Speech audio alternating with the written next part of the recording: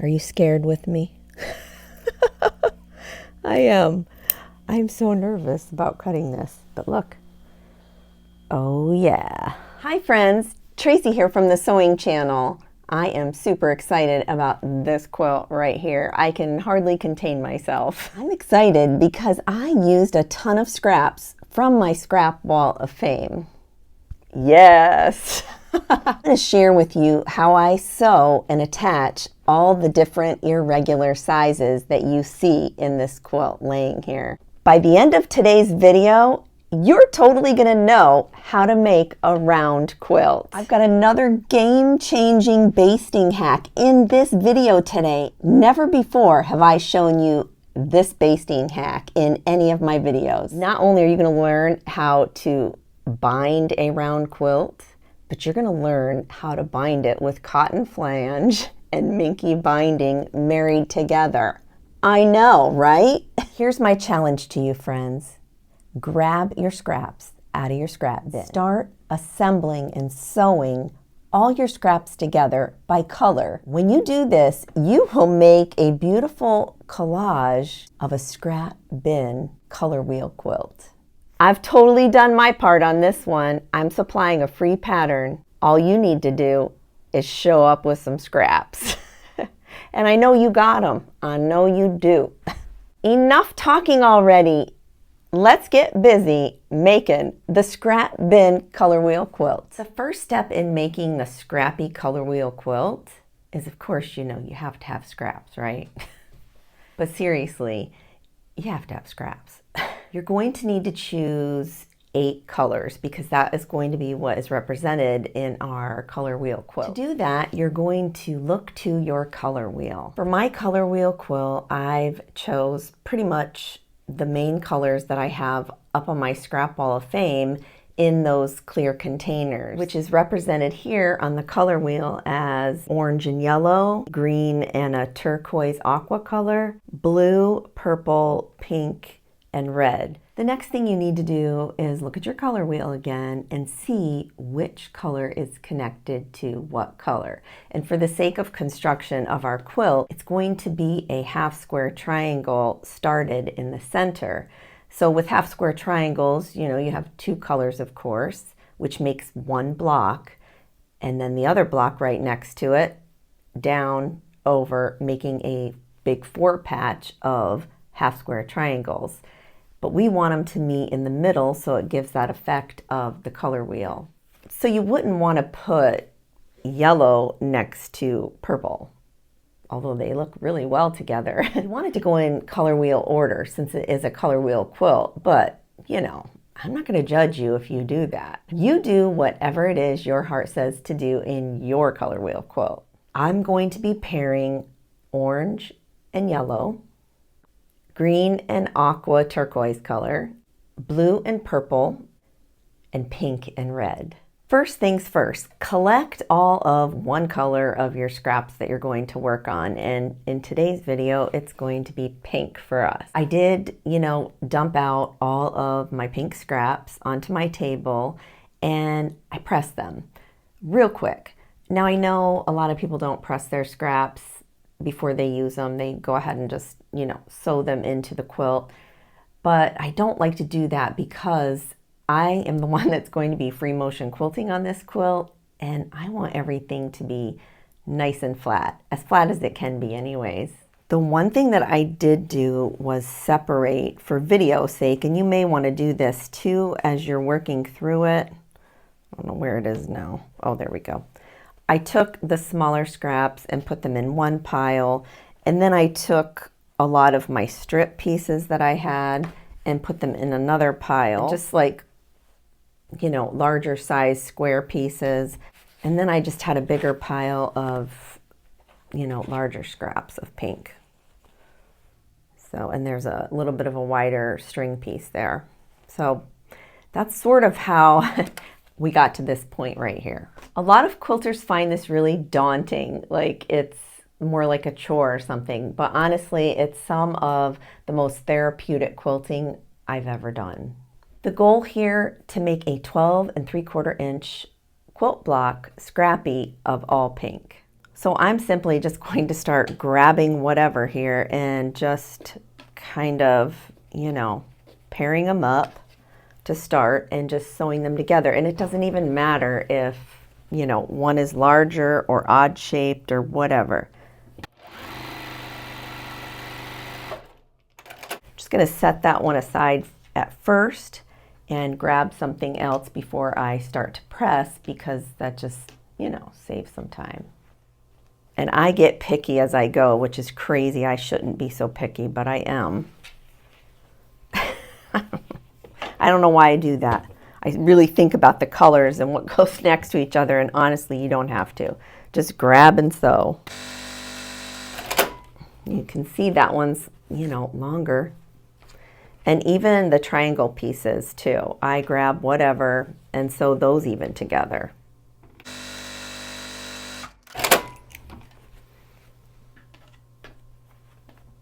Maybe we'll grab one of these bigger ones.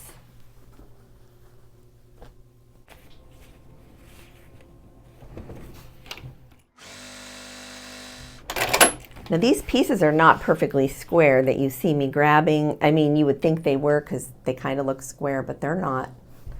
They're irregulars. Here's a strip from one of my magic tote bags that I made. You know, it was scrappy, all sewn together, and it was, you know, really easy just to grab this, press it real quick, and now I can add it to my color wheel scrappy quilt, and no one will be none the wiser. That's why it's really good to save up whatever scraps that you don't use from cutoffs and such, because you can totally use them in a different project. So now I'm just going to grab my pressing mat here. It doesn't matter which way you press. It's going to be whatever.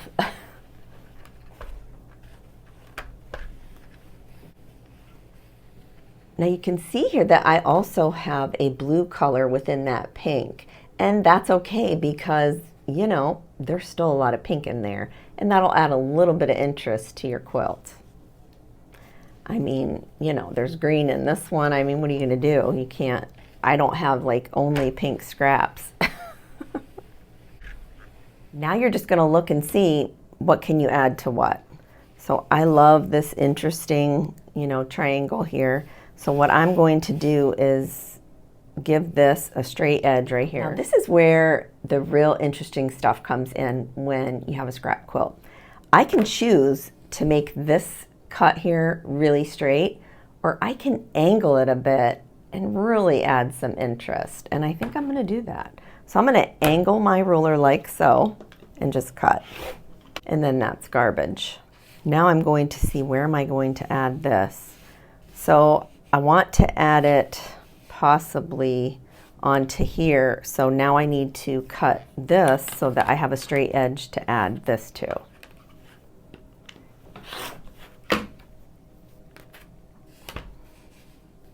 So those two look really good together. So I'm just going to go ahead and just, you know, connect them.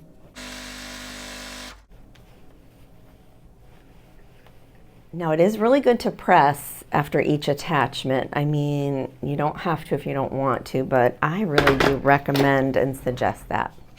Now we have an edge here. What can we add to that?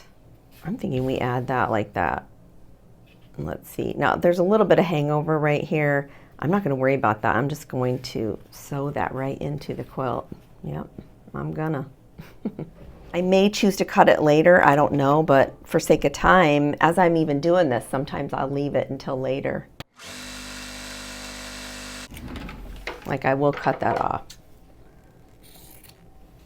Now I know I said that it doesn't matter which side that you press the seam to. Well, you need to do what makes sense too. If this side right here has only this seam right here, and this side has 1, 2, 3, 4 seams in it, it makes more sense to press your seam to the side that has the least amount of seam allowances. I hope that makes sense.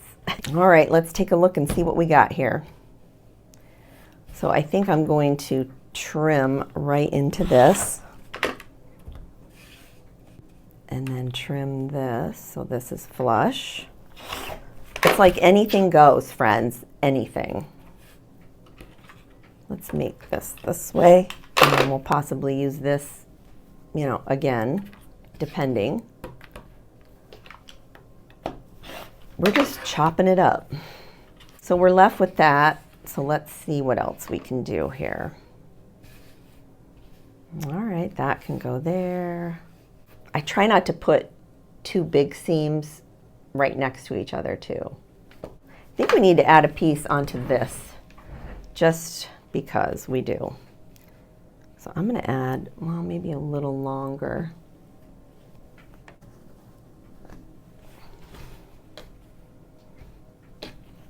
So I'm going to take this piece and connect it there.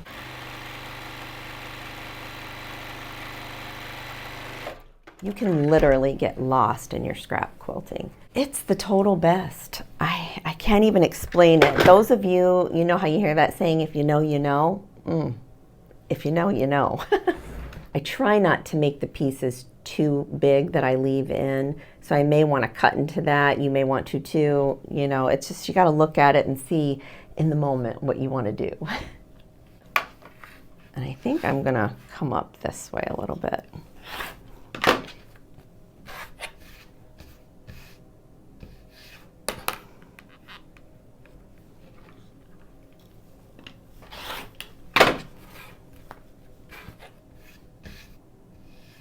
Now I can add these two together. No, that seam is still right there. Ah, okay. So here I want to connect these two together. So I'm going to find a piece that fits there that will meet up to there. And that works.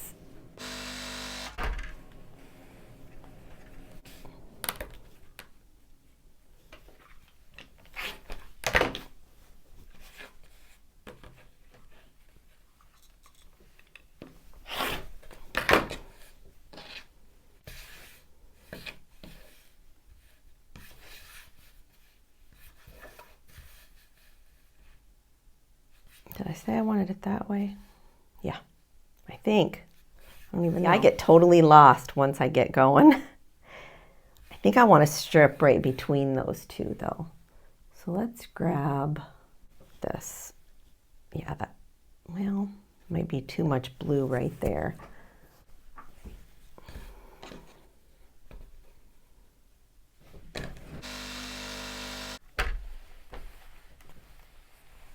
I do not want that width right there. I want that to be wonky, so I'm going to grab my ruler.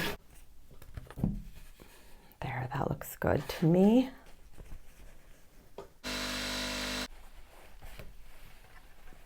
In that short amount of time, look at that, we've already got a good chunk of our block ready to go, but it's not ready yet. So what I know I need to do is make a straight edge here on one of the sides. I'm going to choose this side, and I can even go more that way. I can still angle at this point. I think I am going to cut a little bit into this. And then we have this piece over here still. But now see this color, I don't want this in here. I want this in another block possibly, so I'm going to put it over there. Because I do not like to have, you know, the same color going around in the same block. I don't like that. So I'm going to grab a piece of this. Okay, I like that.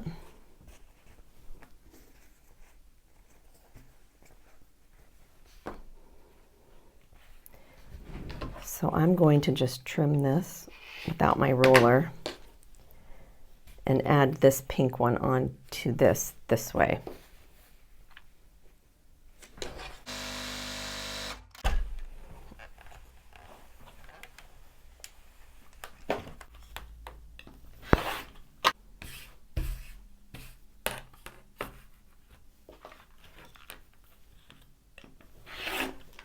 Let's see. Figure out which side you would like it to go to. I mean, they're both roses on there, but that's okay. This one's so much lighter. I like the contrast better there. So I'm going to do this side. We're sort of building sub blocks as we go, little tiny scrap pieces together that we'll put with another scrap piece to go with the big piece to make the block. We need to figure out how much of this we want.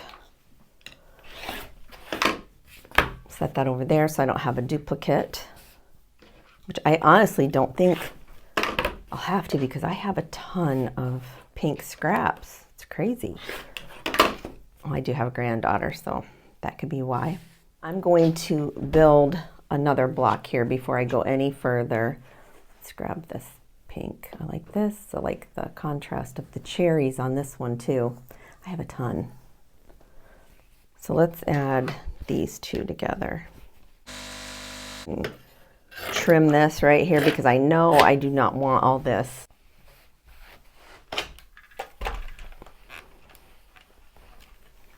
Should have trimmed that properly at the sewing machine. Oh well. Okay, so what can we add to this? Do we want to go yet? No, we don't want that yet. So let's go with, let's try that.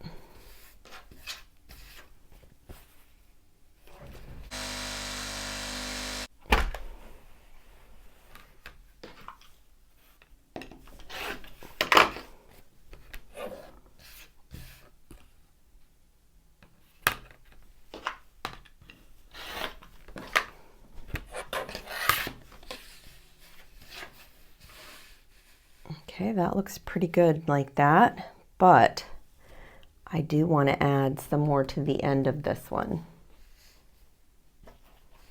Let's go with that. Sometimes I kind of prematurely cut into my blocks that I'm working with, the little scrap pieces, because undoubtedly I'm going to have to come back in like this and cut even more of, you know, the cherry piece off. So it's kind of like you have to think ahead a little bit, but not really. I mean, I don't really think ahead on any of this. I just do it. So I added this piece, which means I'm probably going to have to add another piece here. So let's see. Let's go with this pinky color.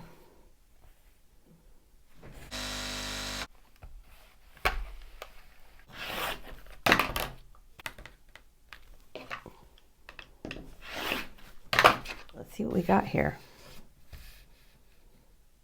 Okay, that looks pretty good. If I turn it that way, is that better, more pleasing? I think so. So another tip I want to give you, when you're looking to connect two bigger pieces together, make sure that you're shifting your seam allowances away from each other opposite the pieces, because you don't want two bulky seam allowances connecting together, because that's just, you know, too much going on there in the seam. So I'm going to shift these so that the seam allowances are not butting up next to each other. Okay, let's see what we got. So now I've got these two chunks of pink. And if I grab my 12.5-inch ruler, which is going to be the square that we're going to make is going to be 12 3/4. So you're going to need to measure it just a little bit bigger than your 12.5 ruler, you know, and it's just for these blocks where we're going to do the half square triangles together. The other blocks will be 12 inches. So I'm just going to see where I'm at here. So if I connect it that way, I'm good, you know, for 12 3/4 there. So I just need a strip, you know, that's about yay size. So I'm going to make a straight edge here on this side, and I'm going to connect these two. When I connect these two, I'm again going to check for seams that shouldn't be, you know, right next to each other.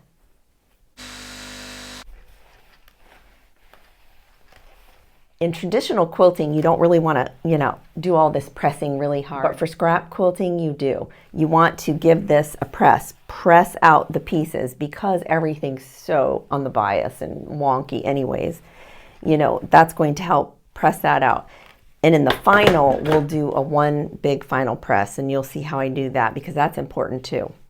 So I know that I am good for the top of my block and, you know, midway, more than midway through. So now I just need a chunk that's going to go down here. So knowing that, I'm going to go ahead and I'm going to trim this a straight edge right here. So now let's go for that strip.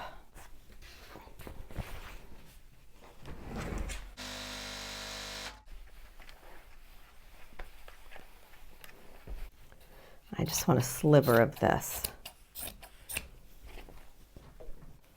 Let's add some polka dots in. Actually, let's add a little something off to the side here. Is this one in here yet? No.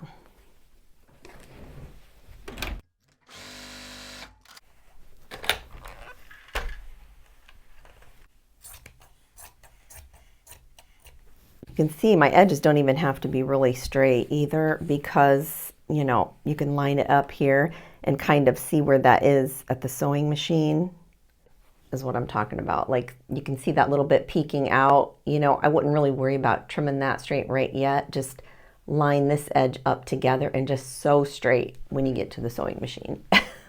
Otherwise, you know, you're going to have wobbles and bumps within your quilting. Pick a line and just go straight.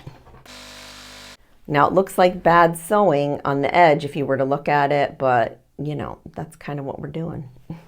You just got to sew straight at the machine because that is the most important part about getting this to look straight and not, you know, hump up and all that. And I can trim this if I want. Normally I would leave that, you know, but you can, for you trimmers out there, I'll trim it. You know, which is a terrible cutting job anyways, but I think we need some angles in this. Gosh, I have so many. Let's add this in here.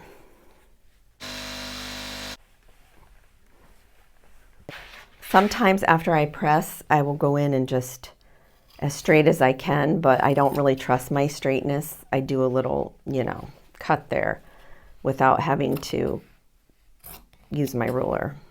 Sometimes it works and sometimes it doesn't. So here's this piece. So let's see this. So that's going to look good along that way. Let's check our ruler again.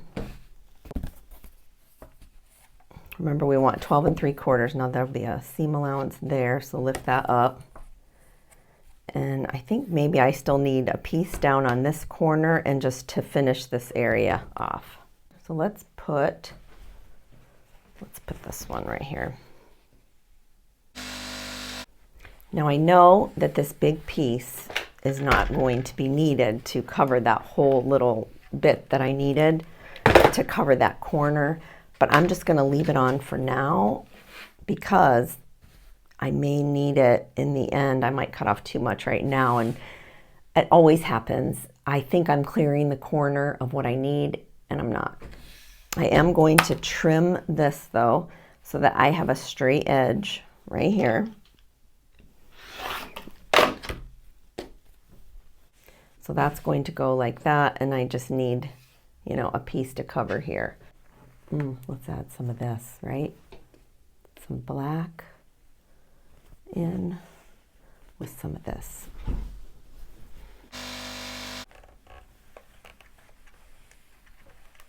So I'm just going to grab my scissors and cut this. And you see I'm going to cut right up at an angle, which didn't really work. So I'm going to cut this side. Ugh. Too much going on here.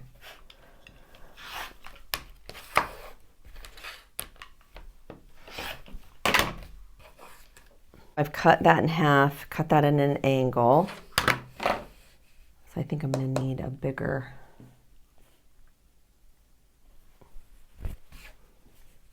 Add some here. So you can see anything goes. I mean, seriously. I mean, whatever you want to put together, put it together. Doesn't matter the pink. These are all the different pinks, all of them. Let's see. Let me just straighten this up, because this is the piece that's going to connect here, right? I think, or this one. I don't know. Probably that one. Yeah, that's going to work like that. Now I just have to add onto here. Let's see if we can't get something different in here, because now look, I got two pinks that are the same in there. I don't like that.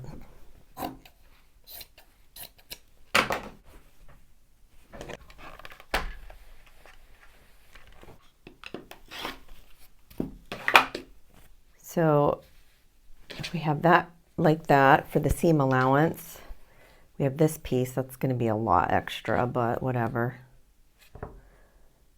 And then that pink, I don't want that pink in there. Oh my goodness. So maybe what I'll do is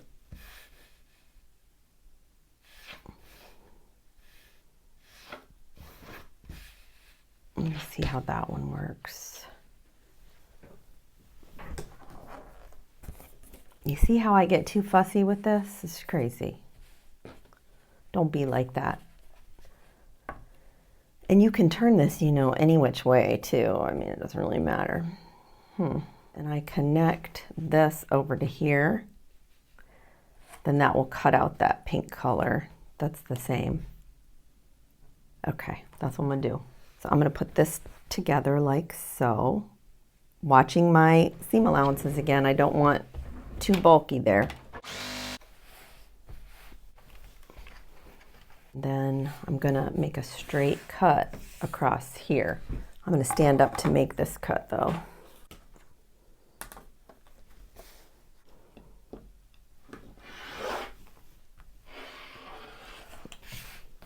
Okay. So now these two are going to be connected together. Check your seam allowances, make sure there's not too much bulk.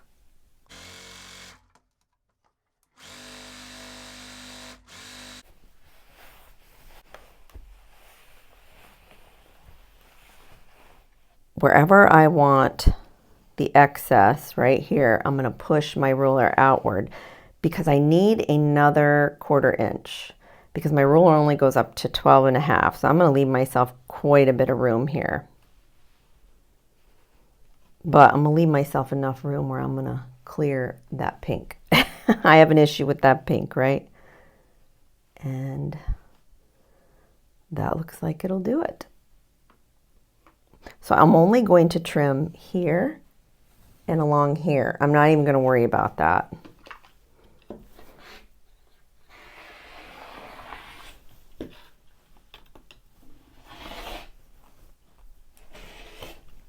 And I'll show you why we're going to leave this like this. I'll show you that here when I get the red one done.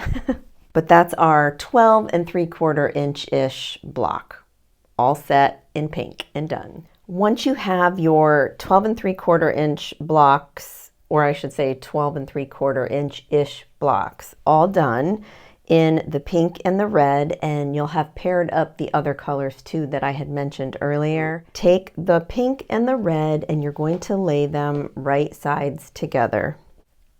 Now I do have some overhang here because mine are a little different in size. One's a little bit bigger than the other. I allotted for enough, making it a little bit bigger, so we need a 12-inch block in the end, and I think we're going to be okay. Take a long enough ruler that will take you from that point to this point, corner to corner, and you're going to draw a line corner to corner with your marking tool.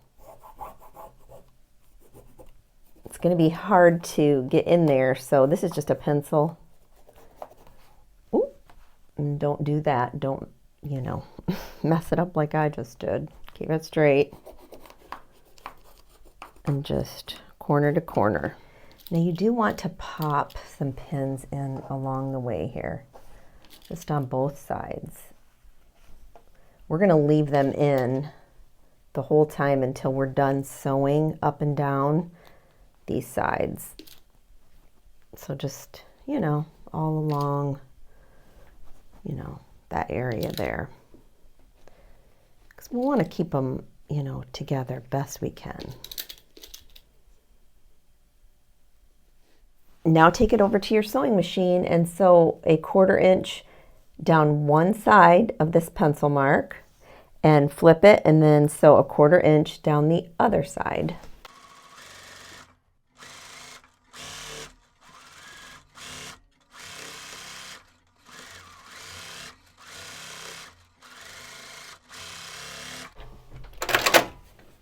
Flip it around and then sew a 1/4 inch right next to the line on the other side.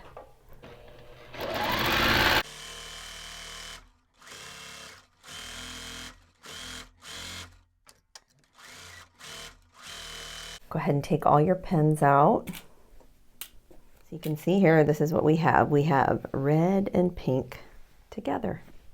Now we're going to slice right on that line that we made a minute ago.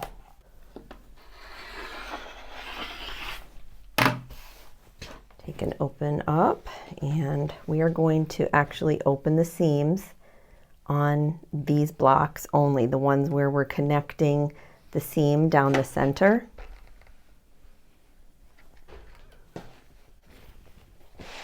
Do the same on both of the blocks.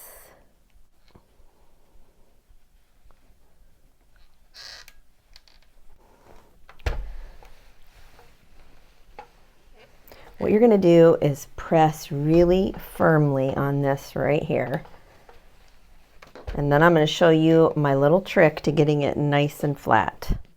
So this is my trick right here. After I've connected them together, but before I've trimmed them to the 12-inch block, I need to spray them with some spray starch. But I'm going to spray it over here because I don't want to get my mat all messed up, my cutting mat. So I'm just going to give it a good spritz, and I will spray this one too while I'm here.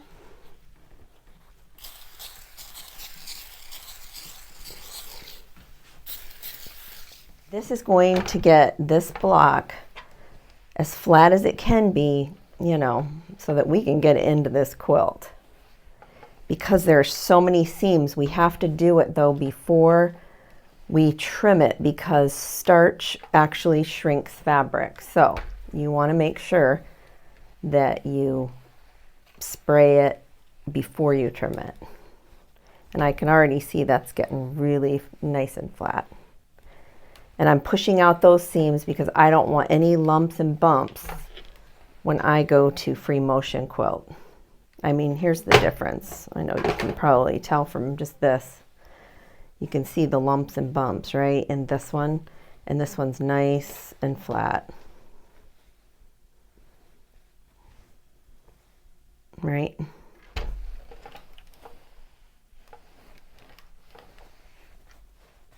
And I know these two reds are next to each other, but you know what? I had to pick my battles when I was making that. I mean, it was either let's get this quilt done or worry about, you know, that. So it is what it is, friends. It is what it is. And plus, I don't have that many reds. I don't know what I'm going to do. I'm going to have to go look at some fat quarters or something, because I still have some red blocks to finish.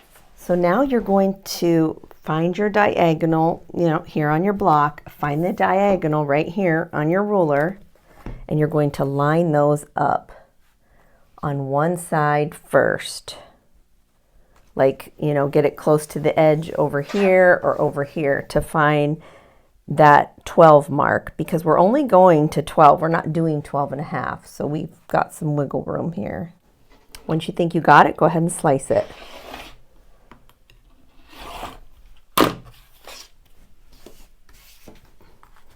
You're going to turn it, lay down on the diagonal, and you're now, since this is your good side that you just cut and trimmed, now you're going to line it up on the 12-inch mark square on your ruler. And you're also lining it up on the diagonal where the pink and the red meet.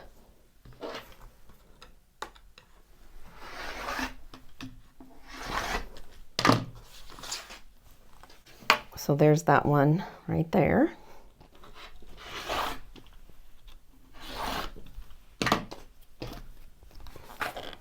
Now we can line up a for sure 12 over here.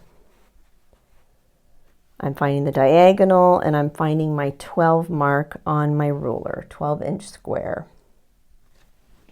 Once I have it, I'm going to slice.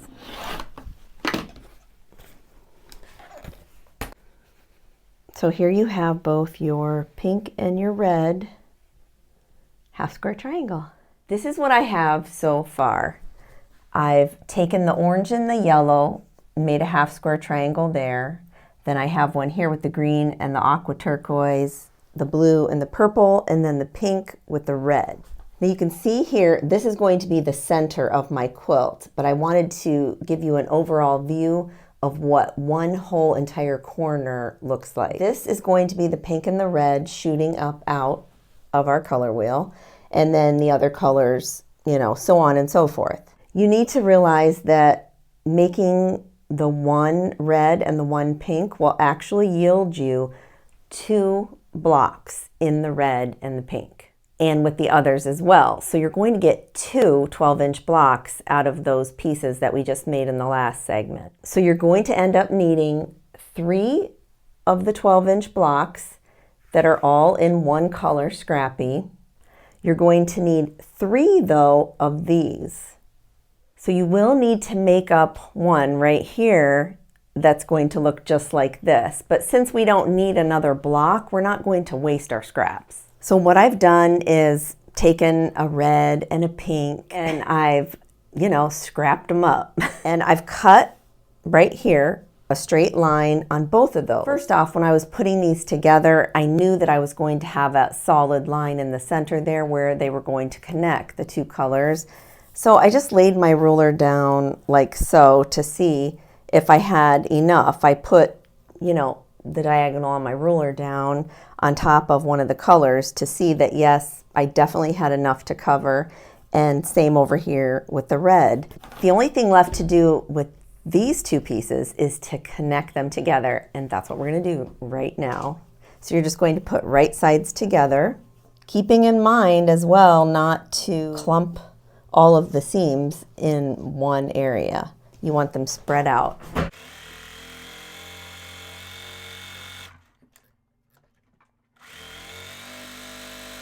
And then you're going to do the same thing that you did on the other block where you connected them together after you sliced down the center corner to corner. You're going to open up the seams and give it a good press.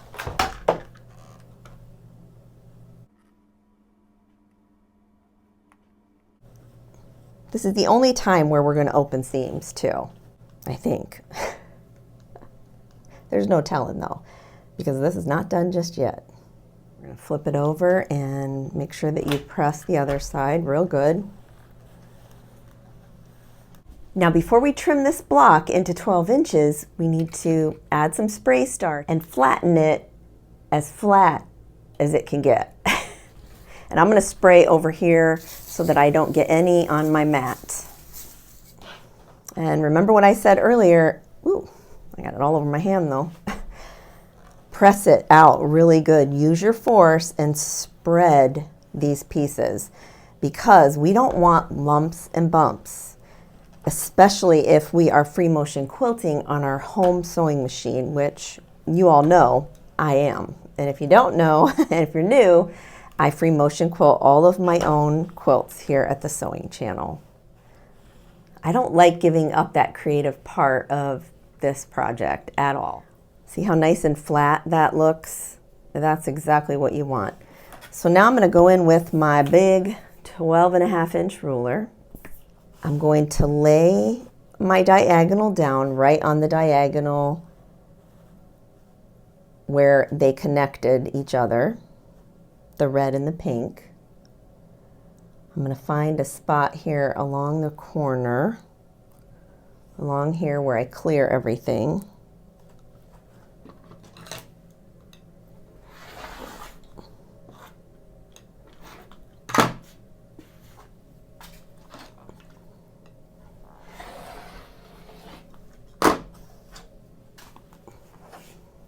Once I have that for sure corner angle here, I'm going to go in and lay my 12-inch marking on the ruler right there along this side, and then I'm going to even up the diagonal with it and find a happy medium there. And once I have my 12, I'm going to go ahead and slice and throw these back in the scrap bin. So there you have that. This is the last piece to this puzzle over here. So I'm going to, let's see, just place it right here.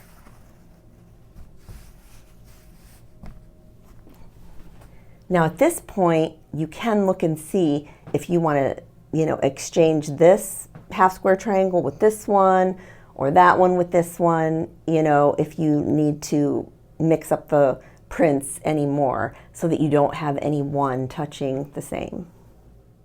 Now we have to do something very specific here in order to get the round shape in our color wheel quilt. This is our center right here. Just imagine the rest of those blocks filling in over there. I just don't have enough room to put it all up here, properly anyways. So if you imagine all that, this is the center, this is the red and the pink spraying out. You can see here that I've added 2 rectangles up here. These rectangles need to be anywhere from 6.5, 7 inches to 12.5, 13 inches, give or take. They can be a little odd shape, but they do need straight edges where we're going to connect to the actual quilt, but the outside edges, they don't have to be straight. So you can see here I've added this rectangle here and this one here to the red. Now here I have the 2 pieces in rectangle form for the pink side.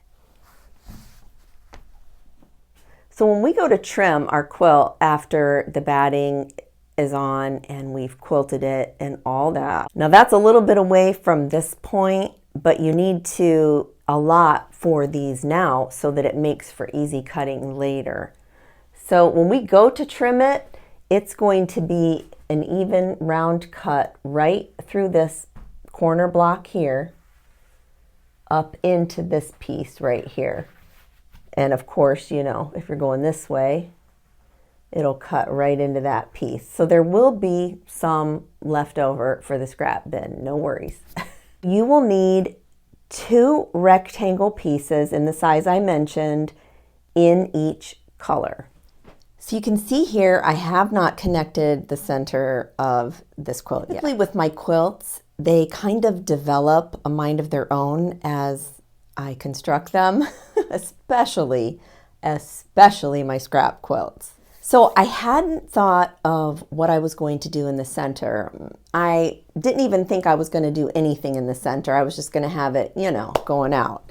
But you can see here on Color Wheels that they do have a center, right? So I'm not going to leave one out. First I thought I would unpick these right here and literally piece in some fabric here that was all the same. But I decided against that because I didn't want to have to fuss with trying to get the seams, just perfect. So I decided instead to applique. It's easier than you think, really.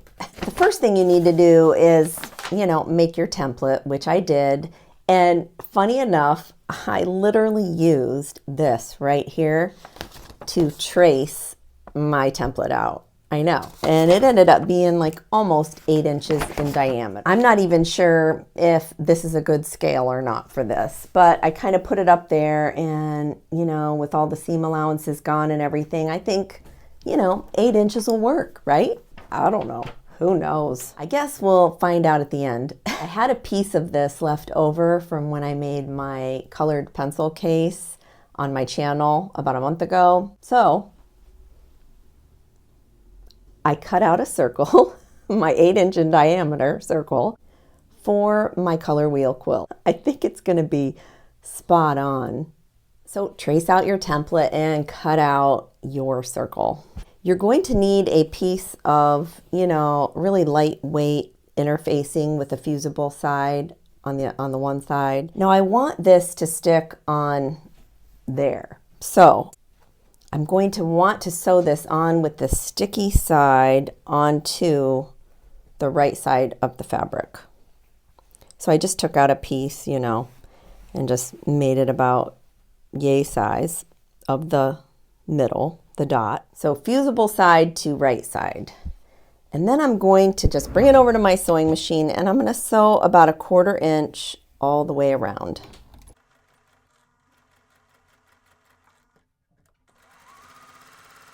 You're just going to lift your presser foot as you go around this circle to make sure that it's nice and even.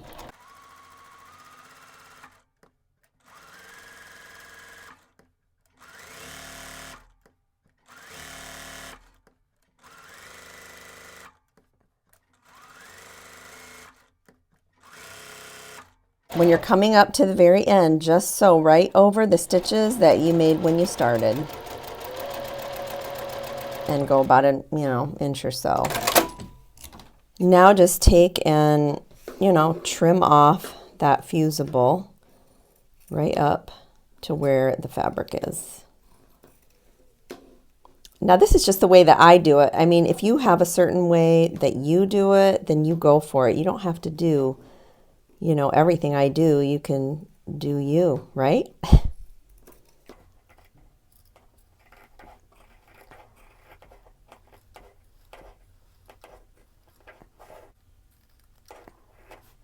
Now what you're going to do is just separate the two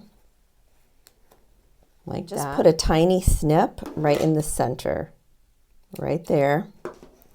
And once you get a nip, then you're going to come this way a little bit, almost make like an X. Hopefully you can see that. And then you're going to flip this right side out. Being real careful though not to rip your interfacing because that's real easy to do. Take your turning tool or pokey thing I call it and just kind of come along the inside seam, pressing on with this tool anyways, pressing on the fabric side, not on the interfacing side, and you're just gliding it across there, making sure that all your seams are pushed out. Nice and lightly on this, because you will rip your interfacing, depending on how durable it is and how thick it is. Mine's just a lightweight. I don't even know. It's Pellon. I couldn't even tell you. I will link some though below so that you have an idea of what you need to get. And just make sure that it's all rolled out nice. I'm going to even finger press this a little bit because it has the fusible on it. You want to be careful not to put it right under, direct heat right away, because we need the sticky to stick this down and then we're going to sew on it. I was even thinking about putting some of the polyfill in the back here and making it puffy. I don't know. I still may do that yet. I haven't made up my mind. I still have some time before I actually free motion quilt the whole quilt. So what do you think? Should I? I don't know. Or maybe vote down below. Did she or didn't she? I don't know. I'll probably forget, to be honest. But yeah, so that's kind of what that looks like. And you can grab your iron and just real lightly, just come around there. Not real hard or anything, but just giving it a bend so it knows which way it's going. Because we don't want to adhere it to anything right now. So just real nice and lightly. And just like that, we have our center of our color wheel. I like it, right? Do you? Is it a circle? Hope so. So let me kind of overlap these like so you can get an idea, and I can get an idea of what this is going to look like when it's all sewn up. And so that will be right there. Let me get a pin. Is it too big? I don't know. Maybe because I don't have the rest of my blocks up. So we can still rethink this size, once I get all the other blocks together, because this is one of the last things we're going to do before it goes into the free motion quilting part. So we still have some time. I have the red and the pink all set up and ready to sew. I even have it in the orientation the way I'm looking at it in the quilt for now anyways, because there's not going to really be a top, a bottom, because it's going to be equally round. So it'll be pretty cool. Put this dot here to show you that this is the center and it goes out. So the first thing you're going to do is sew the two rectangles together. And here's these two right here. So we're going to sew those two together, those two together.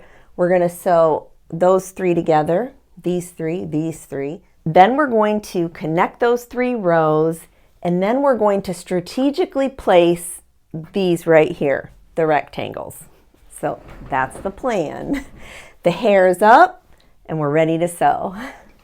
So I'm just going to grab these 2 pieces,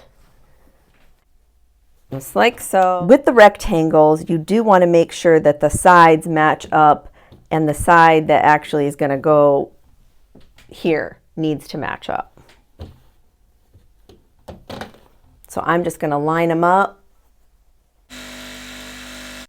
And this one, you can see there's one long seam there, and we can push that seam over.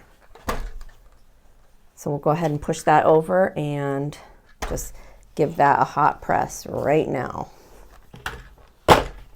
And while we're here at this point, just make sure that you have a straight edge, because I see this bowing out a little bit and I don't want that. So I'm going to make sure right off the bat that this is even.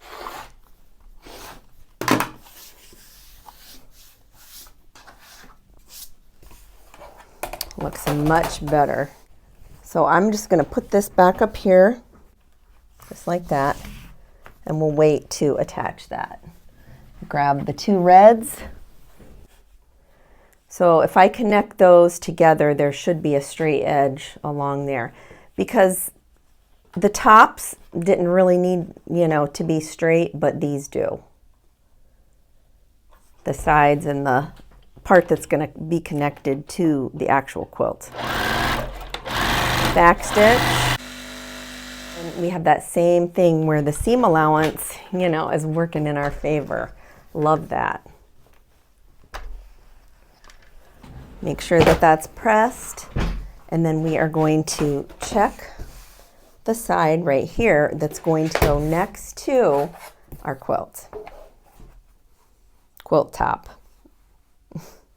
and slice,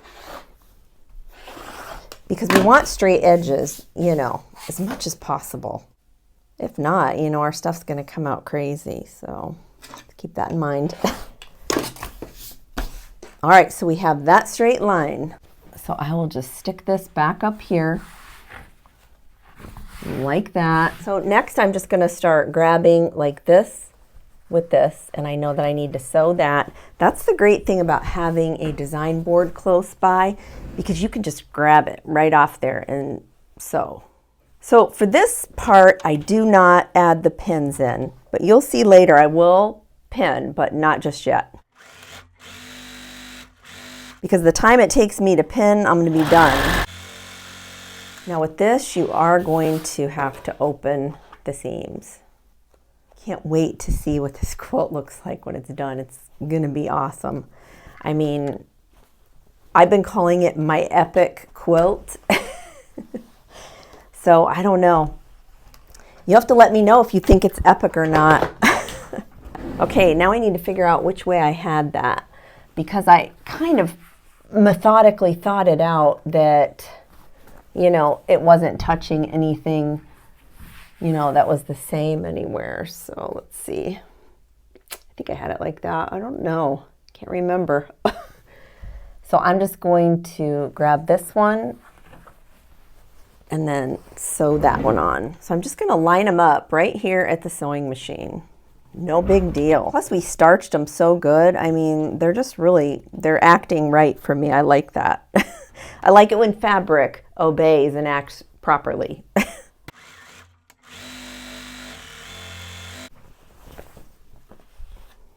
Again, we're gonna, well, I don't know. Actually, that seam lays nice one way, so I'm gonna give it to it. I'm gonna give it what it wants. I'm gonna let it fly. It's a good thing nobody sees the inside of these quilts, right? Ugh, my seams look a hot mess on this quilt. So this goes up there like that. So now I'm just going to grab this one over here and flop it over, match up these seams, and sew it. And I'm using a 1/4 inch seam allowance on everything.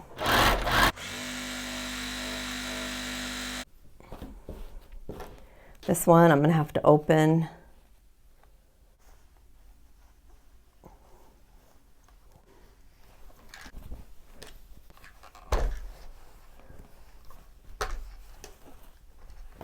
So this goes this way, and then I'm just going to flip this one over and match it up.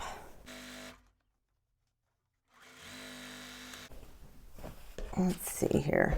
I think we can get away with just pushing that seam over. Sounds good to me. Hey, when I don't have to open seams on these scrap quilts, that's a win. But it has to lay right though. I'm not gonna just make it go. It's gotta like be heading in that direction. So, and it typically happens when we have, you know, the least amount of seam allowances. Unpin our dot here. We'll set that aside. That was just to show you all that that was the side that it was going to be on.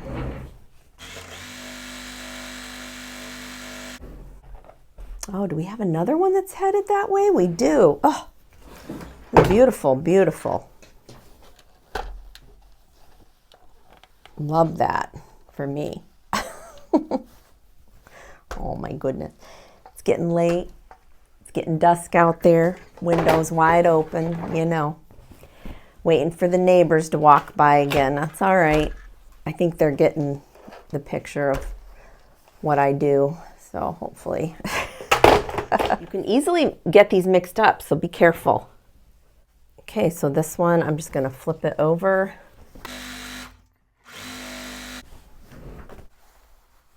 Again, we can flop that seam over. Loving that.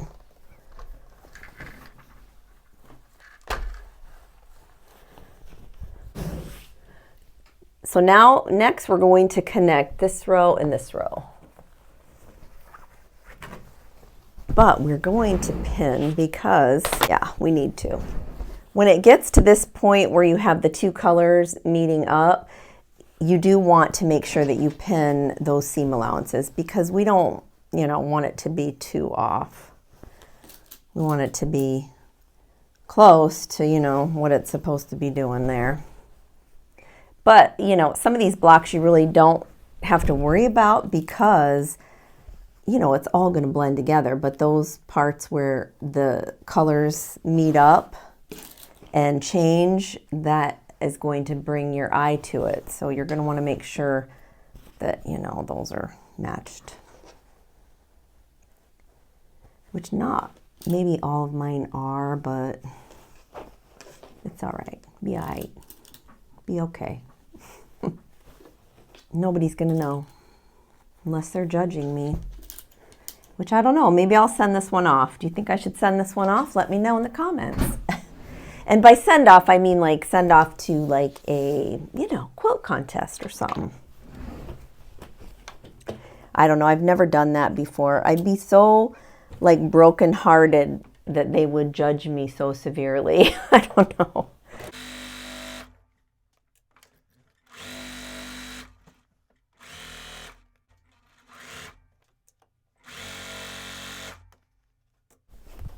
All right, we are probably going to have to definitely open the seams on this. Are you all having a good time watching my video today on my color wheel epic quilt?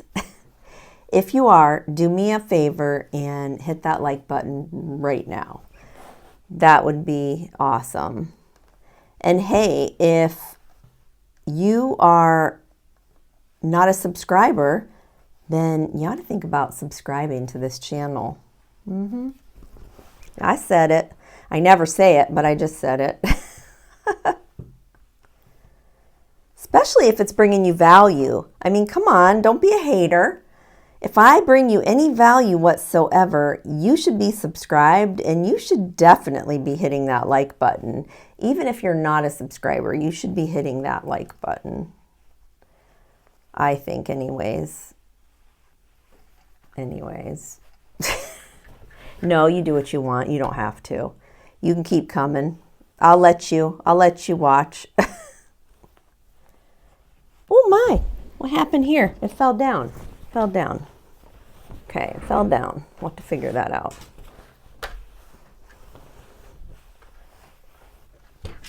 I am loving this quilt. Oh my word, I love it already. The vision's here and I love it already. I can see it done in my head and I love it. So I'm gonna flip this up and over, turn it and pin it. Always try and pin the intersection that means the most first. And then you can go in and pin the rest. It makes sense, right? To pin that first one that's going to need to be met up, the one that the eyes are going to be drawn to, that you have to make sure, you know, is good. So pin that first, and then you can go in and pin the rest. A lot of times I'll pin the end first too. Like I'll pin the spot that needs it the most, and then I'll pin the opposite end of that, you know, to make sure that those meet up, and then I'll go in and pin all of the in-betweens.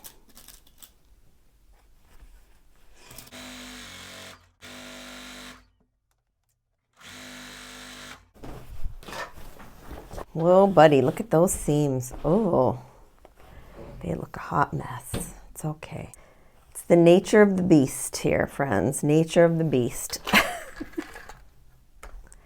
It really is too. Whenever you have all these seams together, it's just like crazyville back here. I mean, it looks really good on the front, but you know, it's the back that makes it all happen, right? Keeps it all together. My neighbor, oh my goodness. What's up? You know, they're actually very respectable. My neighbor that pulls in over here, they won't look straight in, which is nice. They kind of like are doing everything they can not to look in. They're very, very respectful. So, I mean, my neighbors that are directly next to me, the ones that pull in and out, that see me all the time or don't see me, I'm not sure, because I always peek to see if they're looking at me, and they aren't. So very, very respectful neighbors, honestly. So it's really nice. I keep waiting for them one of these days to, like, you know, I'll be looking and I'll be like, hey, what's up? You know, or something, but they never do. They never look. Okay, which one did I just put on? This one, right? Look at that, pretty.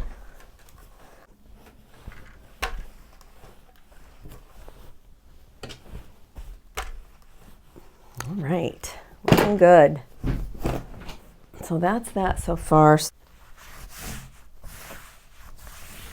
So this needs to connect to this right here on the top.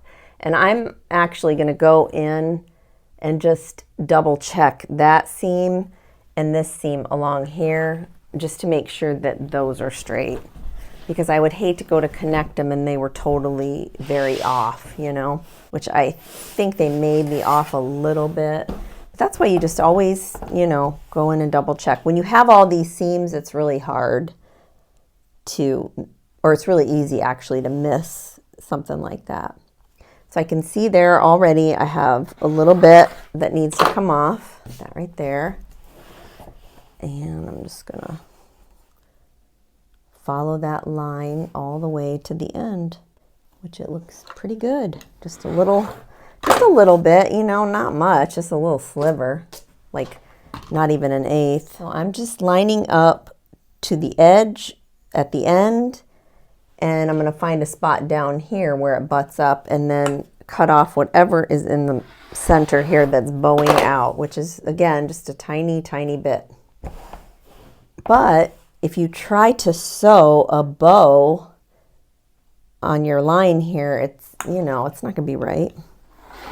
Whoop, that ain't gonna be right either if my ruler moves, right?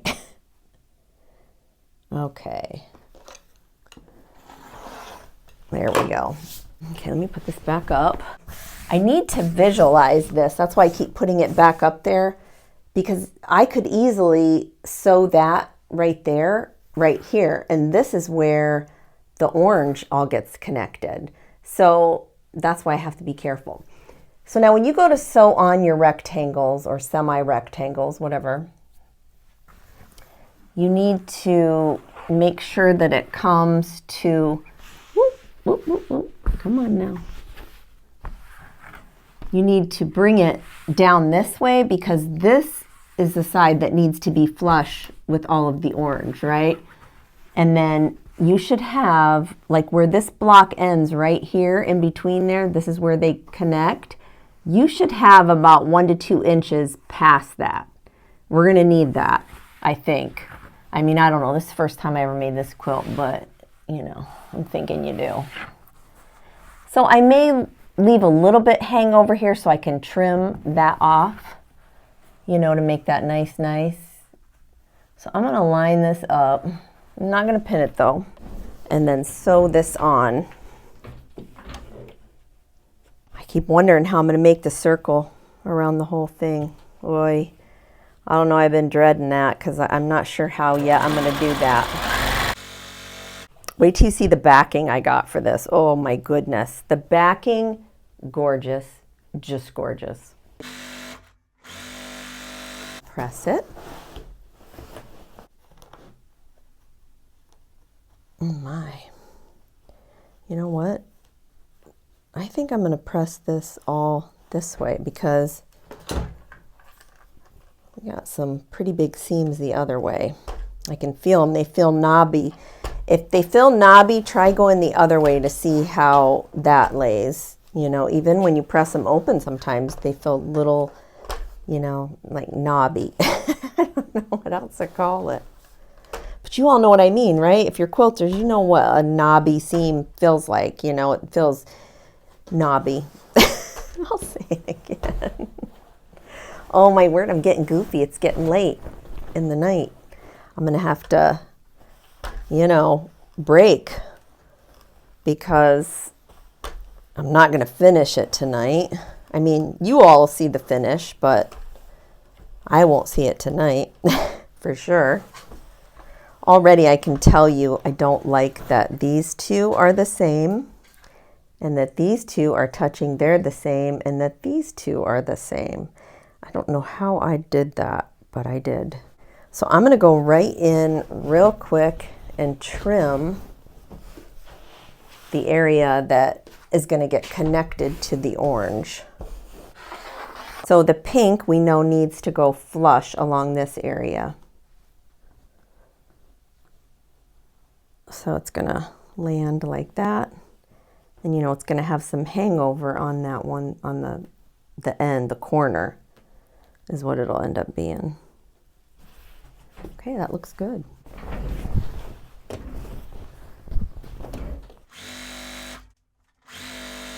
Oh my goodness, threads everywhere. Whew. You know what, I'm going to fold it over this way. I don't know if that's laziness or if that's smart. Probably more lazy because it takes more time to open the seams, but it's not that bad. It's not bulky really. I can tell because you can kind of tell when you push your hand over it if it's going to be too bulky. Like there are a couple seams on here that are going to be bulky and I'm going to have to really watch, you know, when I free motion quilt, but no big deal. I'm used to it. Oh, look at this. This came undone. Oh, but you know what though? To my defense, because you know I got one, right? This was that piece from, or one of the pieces from that tote bag that I made. That was a crumb piece tote bag. And I just added it in here and yeah, I didn't secure it. Or it wasn't secure from cutting. Okay, I gotta fix that right now. Whenever you see something like this, stop what you're doing and secure.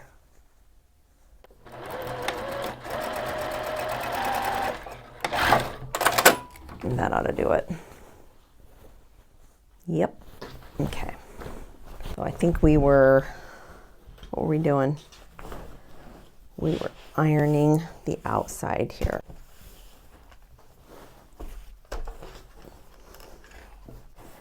So I'm going to come over here to this side, you know, that edge, and we're going to trim that off because this is the part that we need flush along here.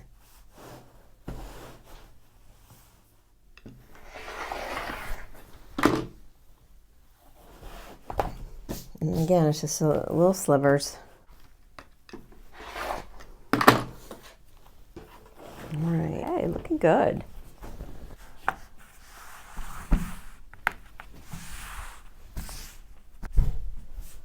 All right, how's that look? You know, this down here, this almost looks like it needs, I don't know. So these sides all need to be flush. I may go in and just double check these because the blue and purple need to go below here and connect to this. And over here, the orange and yellow and so on. All right, so the next step is to connect these, you know, all four together. You should have 4 big pieces. Just like this. Okay, friends, hopefully you can see this hanging here. I just wanted to hang it to show you, you know, the orientation. So again, this is going to be center. These 2 big pieces go together. So I'm going to unpin this, and I'm just going to lay them together up here the way they need to go. I'm going to unpin and unpin. I think those are all the pins I got in there. And pull this down, and then I'm going to add pins up here where they're going to go together. Oh, that's a lot of quilt right there, friends. A lot of quilt. Oh my word, I didn't even figure out how big this quilt was going to be. So yeah. All right, so grab your pins, match up the area that's going to matter the most, which is going to be these 2 areas right here, because it's going to go from orange into red. And we just want to make sure that we're good to go and that we don't see any, you know, unevenness where there should be evenness. So I'm just going to pin this. Hopefully you can see. I don't know if you can because I had to pull my camera back because there's just too much going on. Now you will notice that the ends with the, right? Yeah, okay.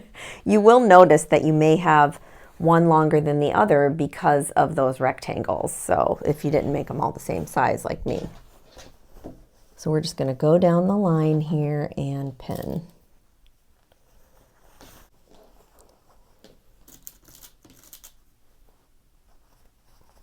This is where I start to get really excited because I know that the quilt top's almost done and, you know, it's just coming together. I'm real anxious to see, though, what that center ends up looking like. If I should make it bigger or smaller, I don't know, or just leave it. Maybe I should just leave it. I don't know. I don't know. Time will tell. So match these up.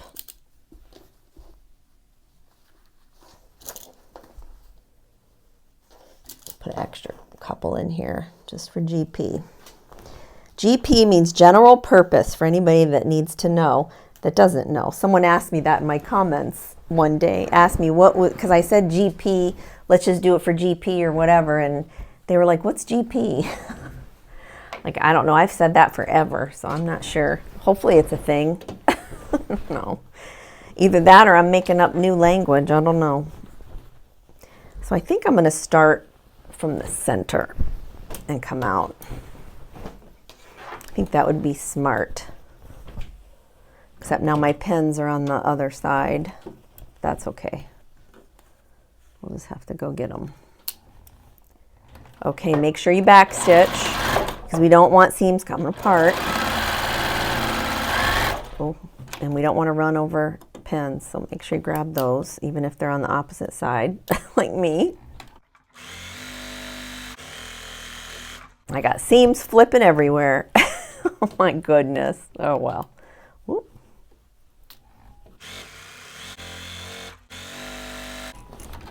Okay. Oh my word, it's coming together. So again, you're going to have to iron, press these out, and I'm so tempted to just push it to one side. I think I'm gonna. At this point, I think I'm just gonna push them just over. Look at that color. Oh, I love a rainbow color wheel quilt. Love it. I mean, honestly, it's the whole spectrum of the rainbow, and I just adore it. Do any of you feel the same way? Just the whole, I mean, it doesn't even matter what the prints are. Just the color itself just is so vibrant and so pretty. It just makes me happy. It does. It really does. I love it. I love it. I always go for the spectrum of the rainbow. I don't know why. Probably because I have a ton of scraps, right? Oh my goodness, a ton. Which way does this go? Goes, oh, like that, okay. Oh my goodness, it's getting big. Oh my. This would be a big quilt. Do I have it the right way even? I don't even know.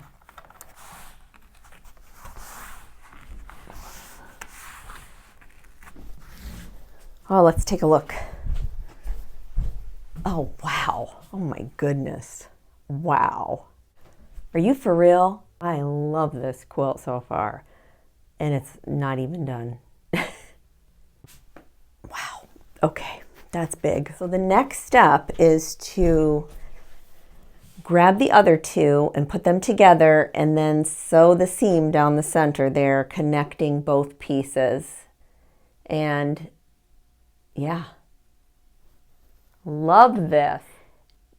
Can you see the vision yet? I hope so. All right, I'm gonna do all that. I'm not gonna put that on video because I wanna show you my backing and all that. I wanna put the backing on. Yeah, so let me do all that. And hopefully the next time you see me, we are going to be putting a backing on this baby, okay?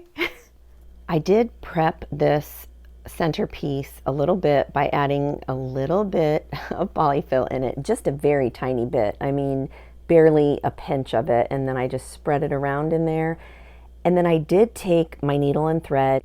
I hand stitched this area right here closed because I didn't want any of the fusible peeking out at all. I wanted it to pull toward the center. So you may want to do that too, just to keep that, you know, nice. And this is the 5-inch diameter new piece that I had made.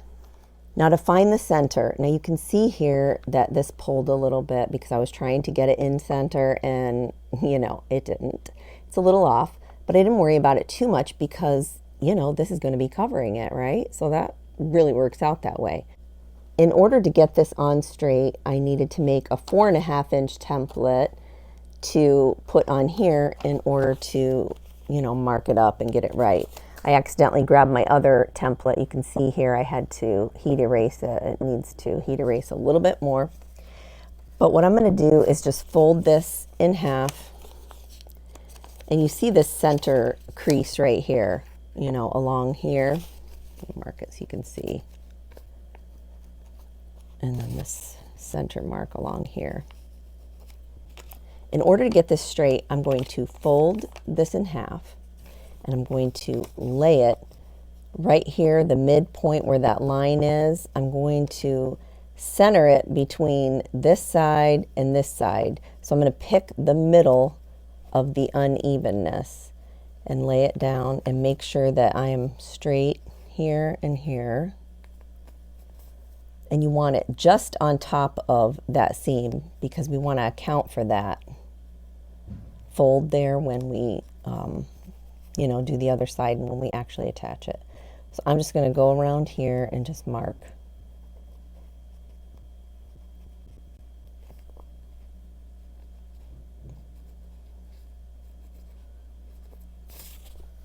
You can see that you can darken it a little bit if you want.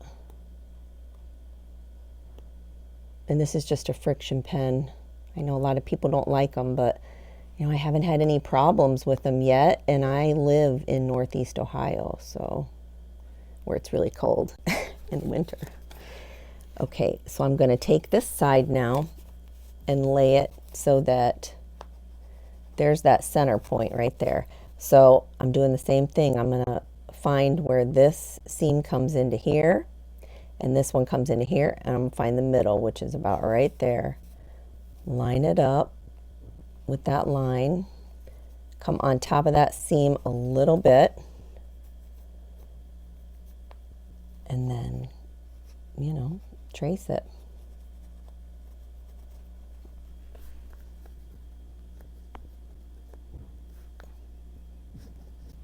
So now I have my bullseye where I'm going to put this.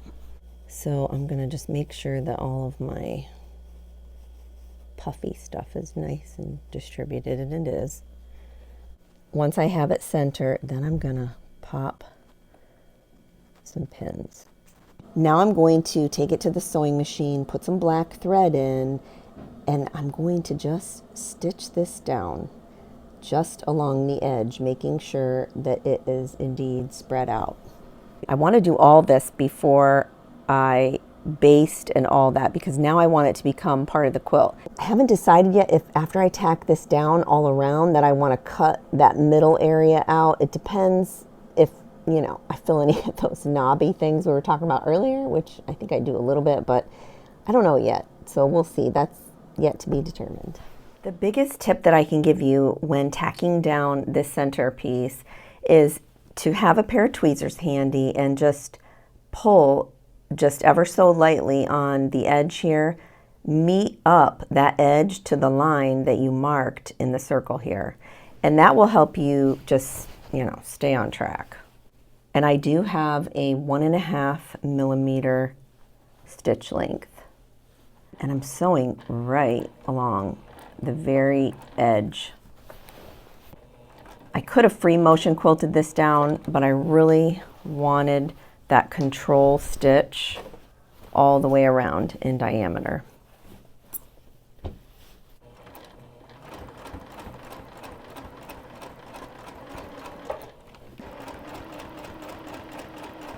Hopefully you can see there the stitching. Very tiny and very close.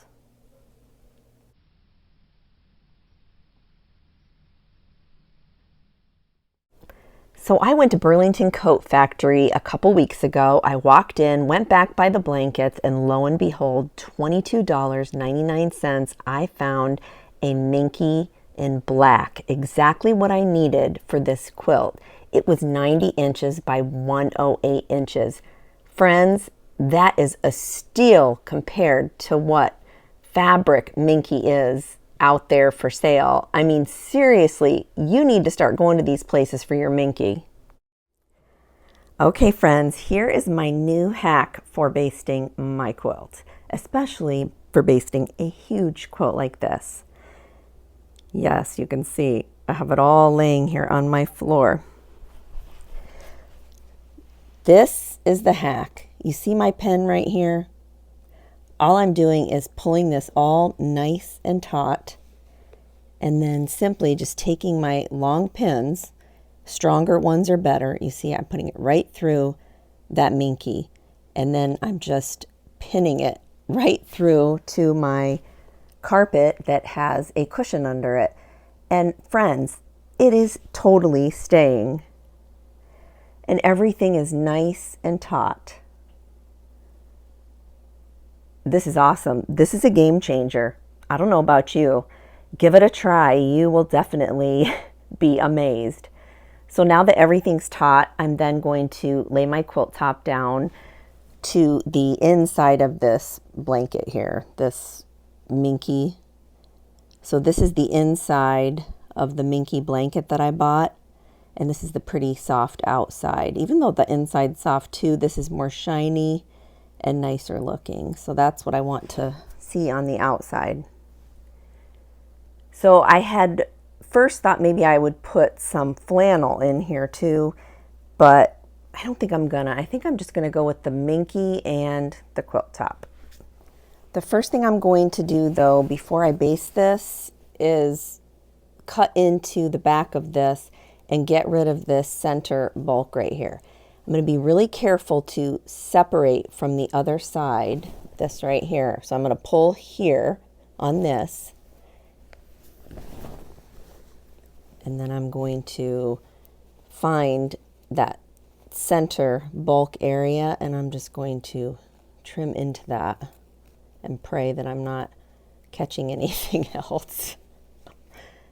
Okay, there, I see a hole here. Now I'm going to go ahead in and be very careful still. Kind of push with my scissors away that fusible, and then just trim in a little farther. I'm going to put my finger in there though and make sure that that is definitely out of the way.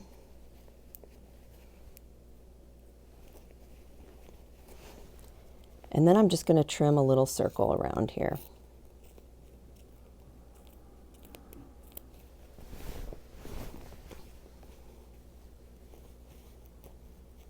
And I'm not trimming the fusible at all, and I'm not trimming the center dot. I can bring my hand around here now and put it actually in here. So that way, you know, my edge of my scissors hitting my hand. And I know for sure it's not going into anything else.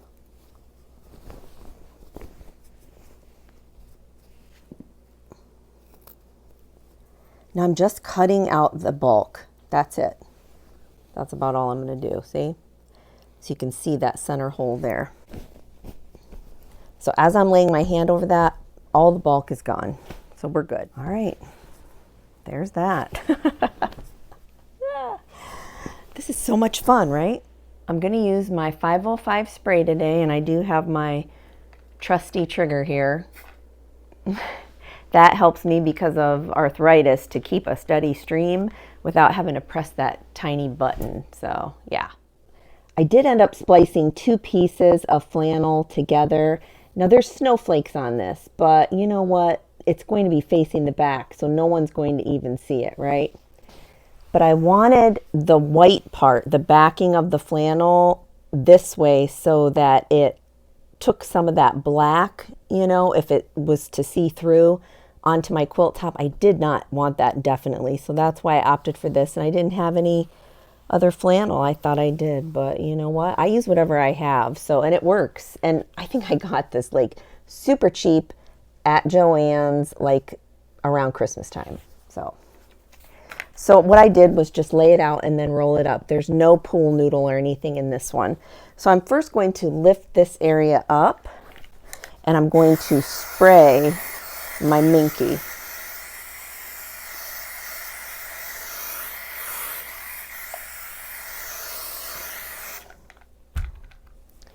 And then I'm just going to smooth it out so that this beginning part here is stuck very good.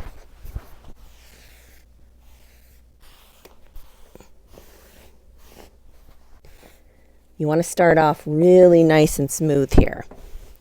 And once you have this first part adhered, you're going to roll this back to where, you know, that adhesive stops, where you stopped spraying. And then you're going to come in with your 505 and just do a small area.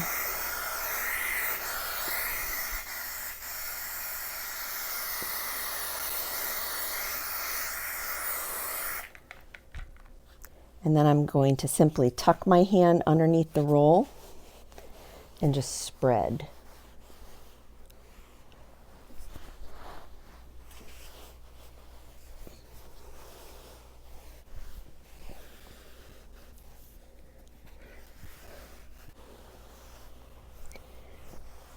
This is where I get my exercise too, friends, right? And oh my word, is it a workout. This quilt is really big, so that's why I opted to not put pool noodles on it, and it was awkward shaped, and I just, you know, I opt for this. Make sure that everything is nice and taut here too. You don't want no mishaps. once you get a good portion rolled out, you're going to just, again, go ahead and give it a spray, just a small sliver of area. We don't want to work with a real big area, just small. And then I'm going to press again outward.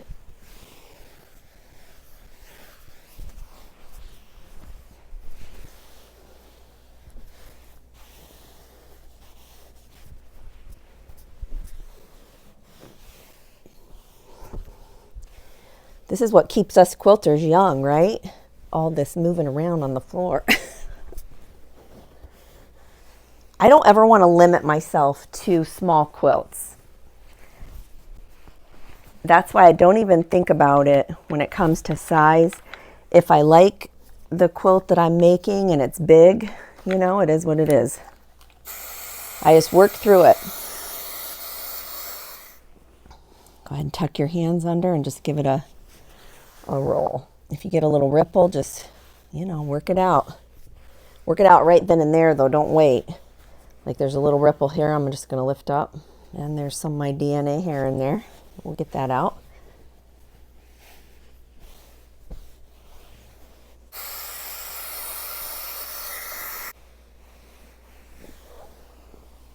And I do not pre-wash any of my flannel before I put it in. And I've never had one quilt that was crazy or anything, or shrunk funny or anything. So rest assured, friends, you don't have to wash your flannel. At least I don't.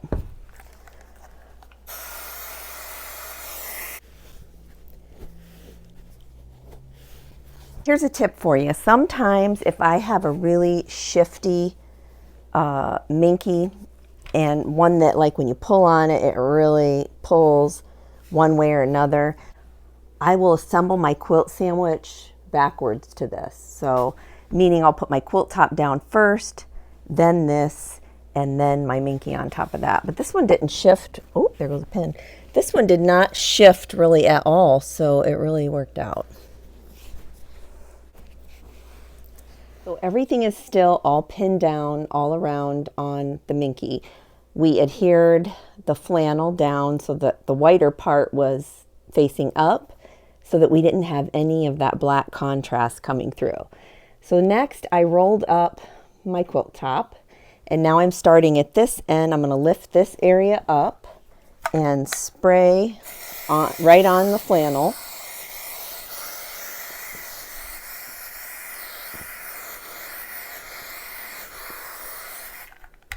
And then I'm going to lift this one back down and anchor this beginning piece here to the flannel. Make sure it spreads out really nice.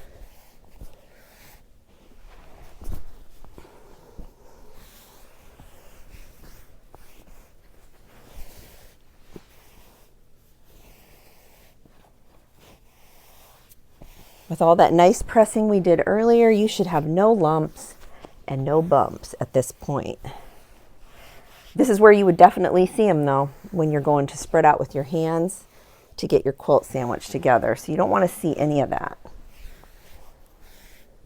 That's why it's very important to, you know, follow the right steps. I mean, my steps, I don't know. Are they right? Who knows? I mean, they seem right to me. I don't know.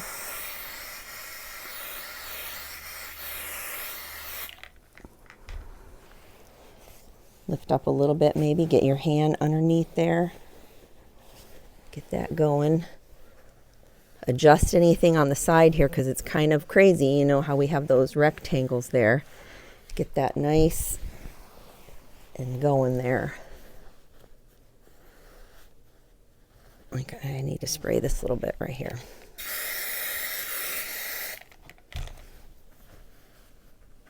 And if you forget where you spray, just kind of touch it and see if it's sticky. If it's sticky, you sprayed there. I forget sometimes how far I go, you know, with the spray. But everything should be nice and smooth with your hands. You should not feel any lumps. Just going to do a tiny sliver here of area. Concentrate there on the middle. you know, we don't want that to come undone because that's where we're going to start our free motion quilting, and we don't want that to shift any which way.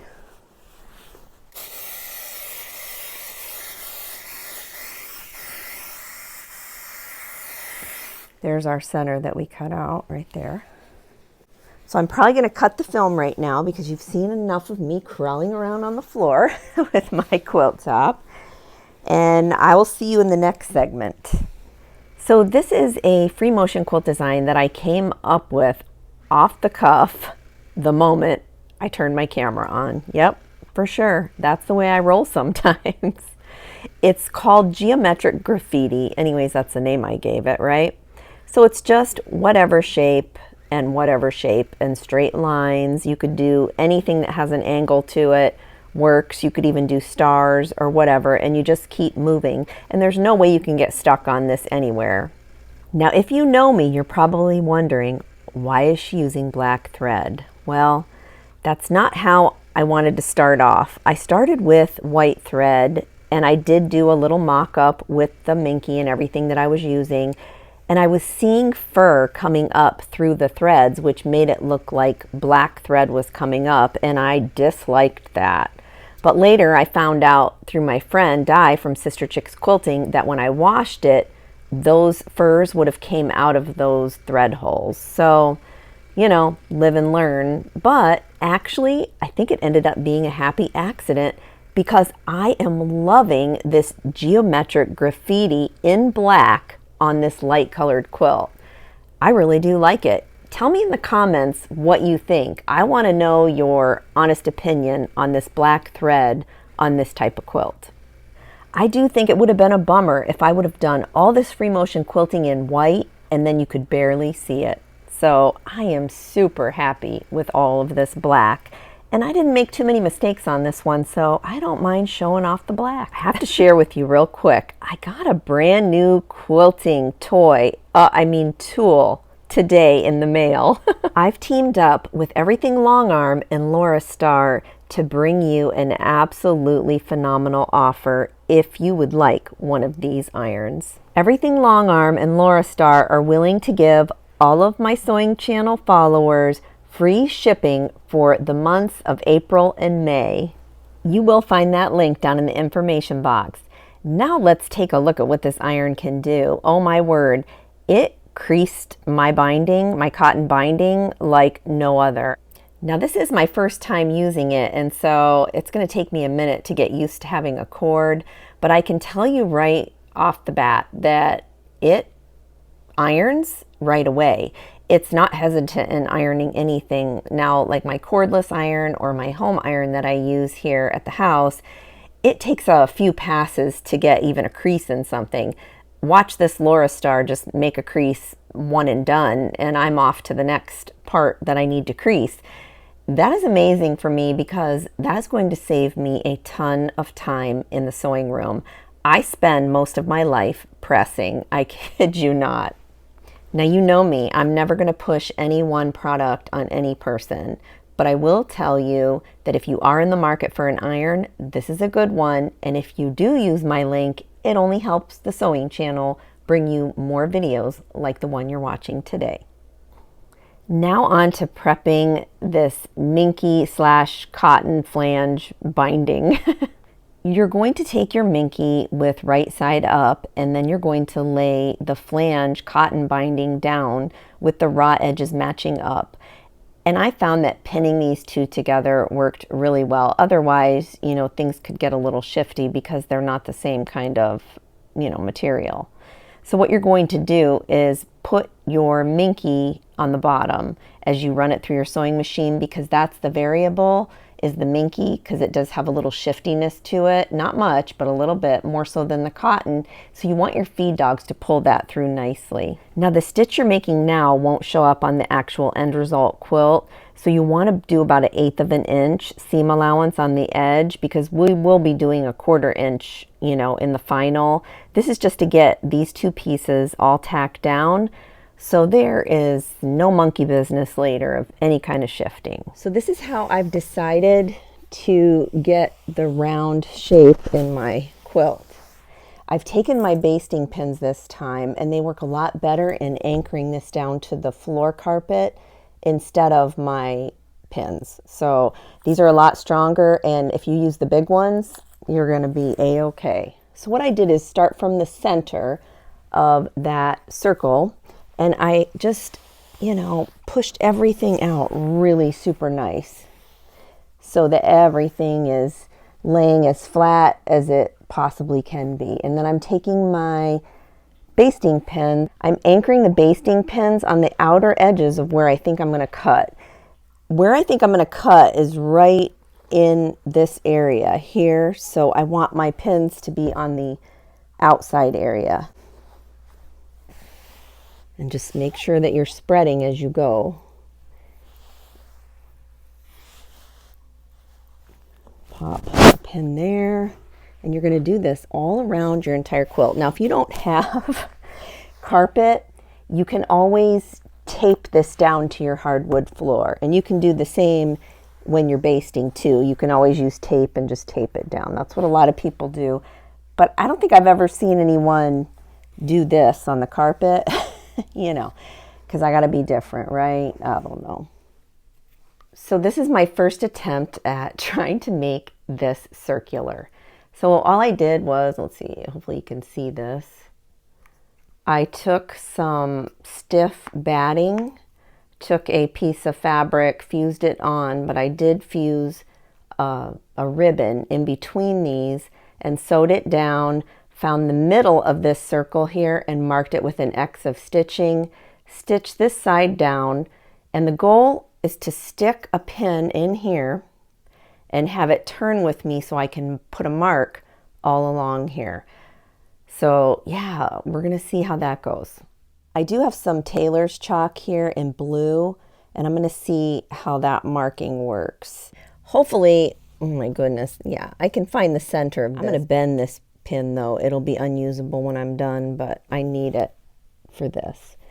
So the center, if I'm doing it properly, it should be right. And I'm eyeballing this, friends, because I did not mark this center before I set this all down. So let's see. So that follows the line there, and that follows that line. I'm going to recheck just to make sure. And you know what? I'm going to go get my ruler because I'm going to measure from that point because I don't want to mess it up. Okay, so let's see from where that pin is. And hopefully we've done it. Yes. So from center out to the edge, it measured just a hair under 2 1/4 on 4 of the sides. So I'm good with 4 sides. That is stuck in there pretty good. Hopefully it's not going to go anywhere. I'm going to go really easy, but I just want to make sure that this twists. I want this to stay steady, and I want this to twist, and it does. But you don't want to yank either. When you go to pull, you don't want to yank it. You want it to easily twist, just like that. And I'm going to barely pull on it. Now here's the thing. We have to figure out how far out, and that's why I haven't cut this yet. So we're going to be really careful. Let's see, which side should I go to first? So yeah, that's going to twist nice. Oh my goodness. Okay, good, good, good. And you want to pick a ribbon, of course, that doesn't stretch, have any stretch to it. So I have to figure out how far I want to take this. So I went and got my friction pen because that other nonsense was not working. So I tied this ribbon around the circle on one of my pens, and now I'm able to anchor my pen right in there, and it works better than that chalk. So yeah, that's what we're doing. I'm able to handle the big part of the pin, stick that in that hole, and then just go along nicely. That works so much better. Oh my goodness. I just wasn't sure my pen was going to mark that well because I think it's running out of ink.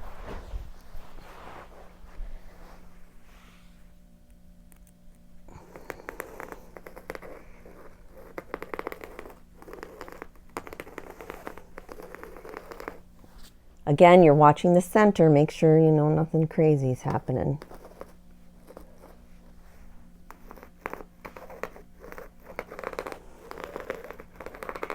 I'm just having to go over it a couple times though so I can see it.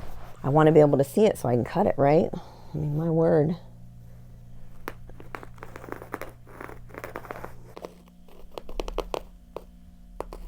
It's starting to come up. I'm getting too heavy-handed. Because I want it to be done. I want this part to be done so I can cut it. Get the binding on. Can't wait to see what that bind looks like. Brought out, you know, the big gun gingers here to do these cuts. So I'm just going to cut into this quilt and just pray, really. Okay. Oh, look at these. Nothing like some good scissors, right? So I'm going to hold this like so and just, now it already looks like my line is too far out, you know, where I put the mark in compared to that hole. I don't know. So I'm just going to go just above that line. Oh my goodness. All right, just fabric, right? You know, if I mess up, I mess up, whatever. Not really whatever. I don't want to mess up.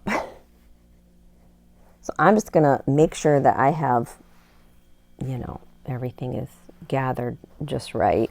And I'm holding the right spots because I don't want to snip into something I shouldn't. So I'm going to pull the string and I'm going to slip my scissors underneath here. And I'm just going to start cutting and pray I don't cut the string, right?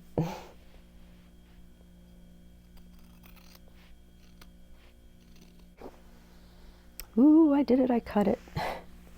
Okay, put this one over here.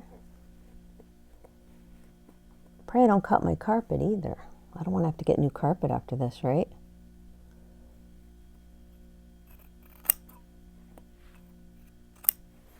Nice and easy is all I'm going to do. I'm not going to do a quick job here of cutting because I need this to be right.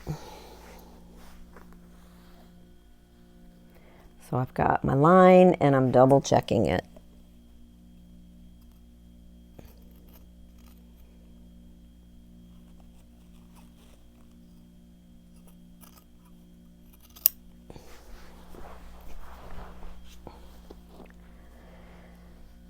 Oh my, yes, I'm cutting it for sure.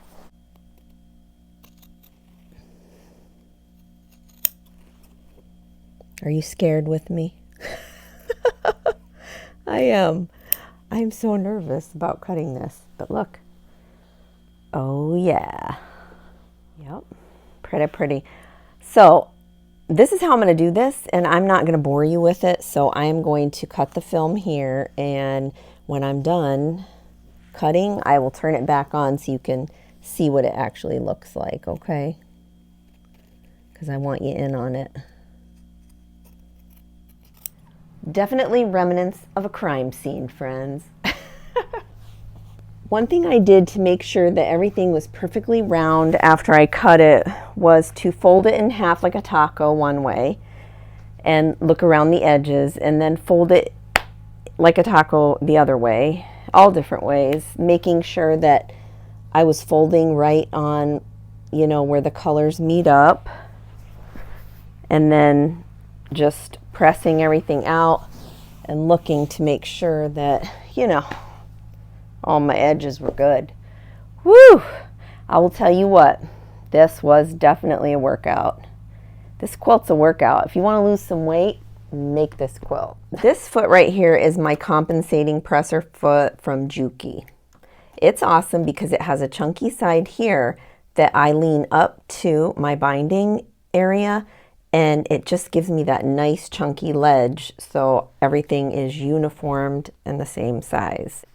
It's a 1/4 inch or so from the needle to the edge here that it butts up against. Let me show you what I did here. This is the flange piece that's cotton folded, and then this is the right side of the Minky that I cut off extra from the backing. So then I'm just going to lay right sides down and grab my tweezers. I clipped all the way around too, and I'm just going to lift that over to the edge, raw edges together, so it's right side Minky to right side of quilt top.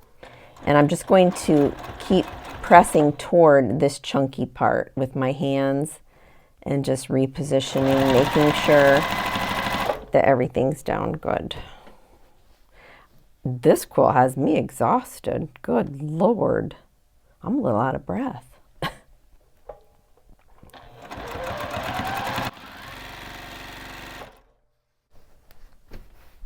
So we're just going to attach this to the right side of the quilt, and then we're going to flip it, and we're going to flip the Minky toward the back and see what that gives us.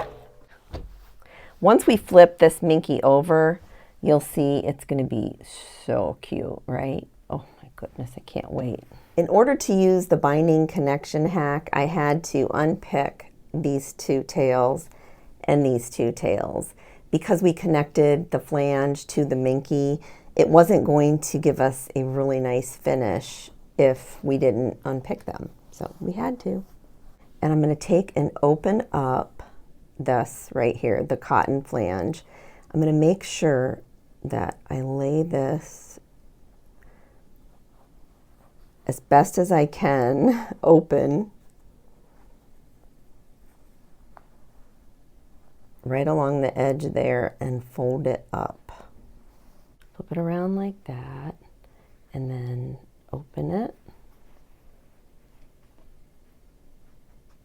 and flip it like that. According to the connection hack that others have used, you can either use an 1/8 or a 1/4 inch here. Both seem to work. I typically have used the 1/4, so that's kind of what I'm going to do here. And so what you want is that center right there to be the 1/8 to a 1/4 inch gap in between those two. Once you get that, you're going to come in with your iron and just press that down and make a crease there. So now I'm going to lift this one over like this and just go like this. I'm going to find the crease that I just made, and now I'm going to make a plus sign. Maybe. Right there. Now I'm going to lift this one out like this, and I'm going to make a plus sign right here on the wrong side of the fabric, just like that. Next, you're going to just lift up this excess like that and just pop a clip so that that doesn't, you know, bother us too much. You can even maybe roll it down a little bit and take more of that bulk out. So now you're left with this. So this is the right side of this flange, and there's the plus sign. Now we're simply going to just take this piece here and turn it over to where the plus sign is written on the wrong side of the fabric. Stick your pin through that plus sign, and then you're going to take and stick it through the plus sign here on the right side of this fabric.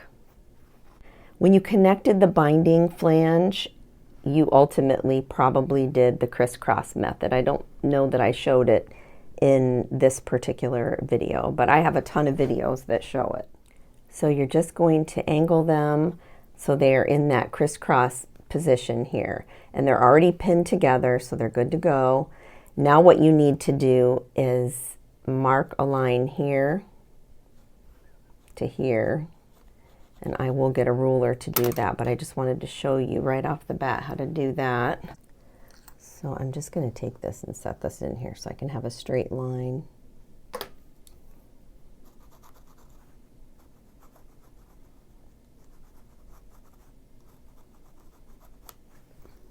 Not a very good straight line.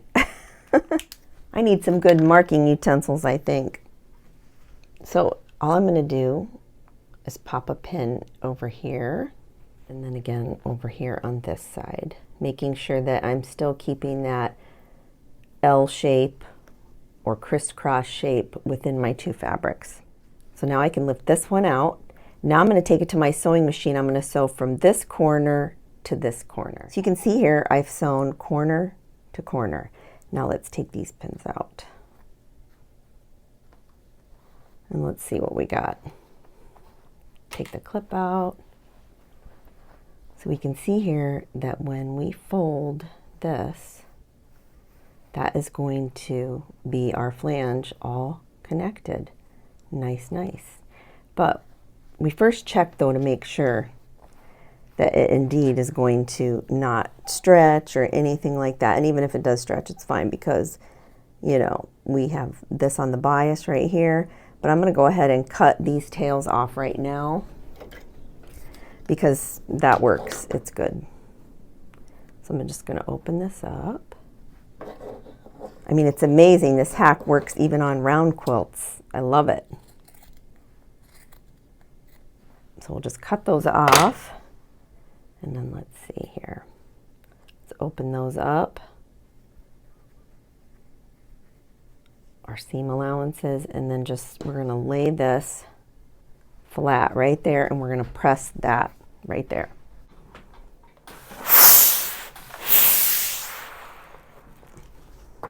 That iron is amazing. Oh my goodness. Okay. We'll just cut the little dog ears off there. Now the flange is all set. Now we need to work on this piece right here.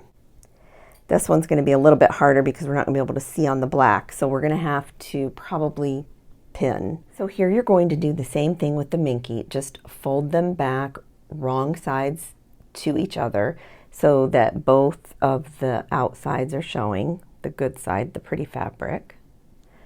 You're going to find that 1/4 inch, 1/8 to 1/4 inch space, and it's right there. So to find the center of these, or you know, that line, instead of pressing on them, because we can't press on Minky, you're going to pinch this and open it up and eyeball it right away and find that line, and it's right there. Now you're going to do the same thing over here. Pinch that and then find where that's at, and it's right there. Now you're going to flip this over, and you see where that pin is. You're going to come crosswise this way. When you put this pin in, make sure that you're center here within that width. And you're going to go right underneath that pin, like so. Now you're going to take another pin now and go right underneath the pin that you just put in. So now both those pins are on top. The center's right here. Now we can pull this pin out. So that plus sign is set. Come over here, and since this is the side we're going to be looking at, all you have to do is just grab a pin and go underneath it. And, you know, stay within the middle here. Somewhere, not somewhere, you need to make sure you're in the middle. And I'm just going to eyeball it. And you're going to go right underneath the pin, just like that. So now you have a plus sign there and a plus sign there, which is marking the spot that we need to sew. First, you're going to grab and put the bulk out of the way here. So we'll just grab that and clip that. Now you're going to lay this one out like this, right side Minky up, and you're going to grab this one, which is wrong side of Minky, and you're going to lay that right on top of this one. But we need to find the center, so grab another pin and find that center where those pins are. Right there, looks good. Once you have that, then you're going to find the center here on the right side of this Minky. And then once you find it, just push it into your mat. Once you have this pin through both in that center, then you're going to go in and grab those other pins out, because you don't want to get stuck too. And plus you can't sew over all this, you know. And that's laying like that. And you're going to pull these pins out. And now you are left with that. Make sure that this is not twisted. It's coming right off of here. It's wrong side up and it's laying there. And this side is right side up, laying this way. And you've placed it in an L-shaped position, or it's in a plus position itself, this way and that way, just like when you combined and connected your binding earlier. Now I'm going to take a pin and pop it in this side, making sure that everything is nice and straight. And then I'm going to take a pin and pop it over here. This is definitely an advanced technique too, if you didn't realize. I mean, I'm struggling through it a little bit only because, you know, this can get twisted pretty easily, so you just really have to watch. And plus Minky, I mean, you know, it's a little shifty. But it works. You can get it to work. And it'll be beautiful, trust me. So now the next thing we do is take and sew from this corner all the way down to that corner. Now you can take this pin out too when you take it to your sewing machine because you're set there. These two are in. Just be careful you don't knock them out. Because Minky and pins slide right out of Minky. So be careful. Okay, so this is all sewn up and I'm going to take my pins out, take the clip out. So hopefully when we pull it, we're going to have some resemblance of, yes, what that's supposed to look like. You can see there. It's all nice sewn together. Before you trim, check and make sure that it's not too tight or loose.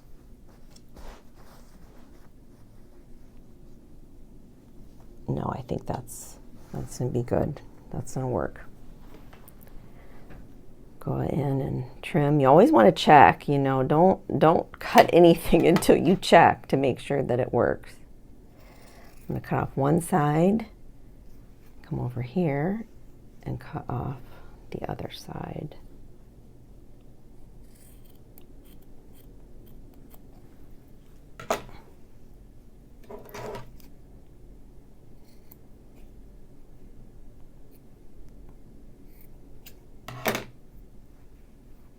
Make sure you don't leave too much bulk though.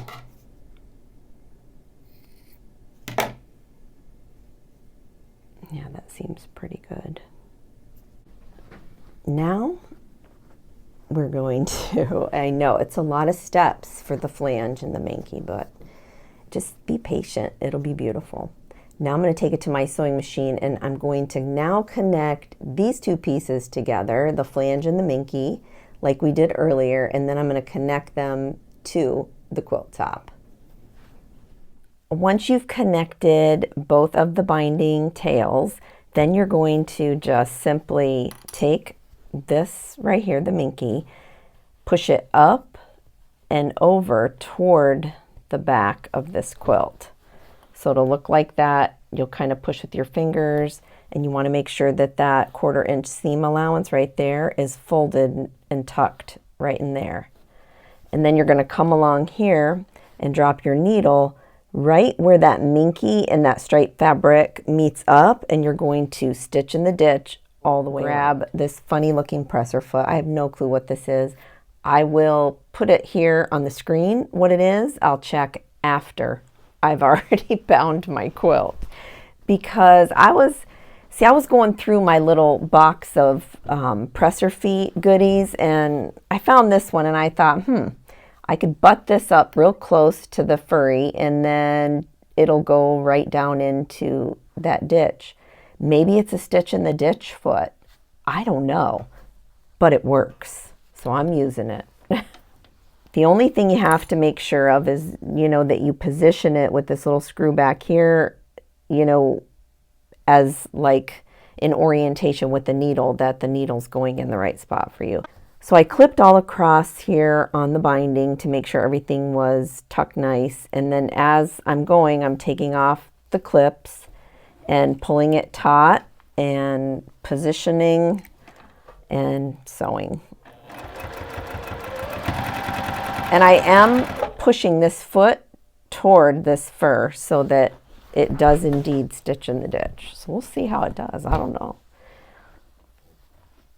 But I don't know. It's funny looking, and I've, never used it. It's brand new out of my bin of magic over there.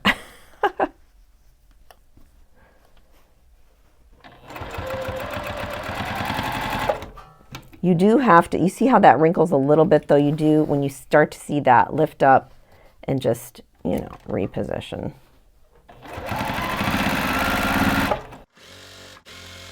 Tell you what though, friends, for the first time making this flange binding with the Minky, it's turning out pretty good. So I'm really hoping that you're able to see all the geometric graffiti that I did do on this quilt. But I have to like spread all of the nap one way in order for you to see it. So hopefully you can get a good view of that. It looks so cool in person. This Minky is showing up a little, I don't know, light on camera, but actually it's very jet black and very beautiful. I don't know if I can get like what it actually looks like. Like the dark color, I don't know. Like it's more like this darker color.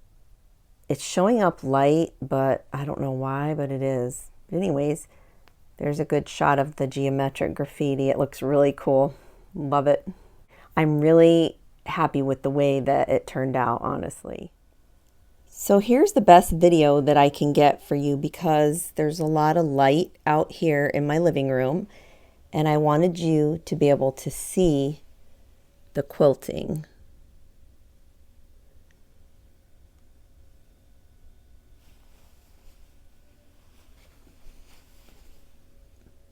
You can really see it, how it shows up on the green and the yellow. Look at that binding. Oh, it's so pretty.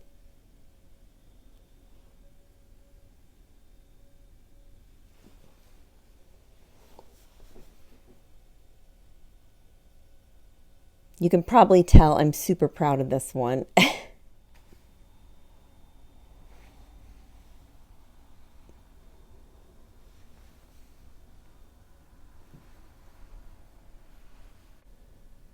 Wow.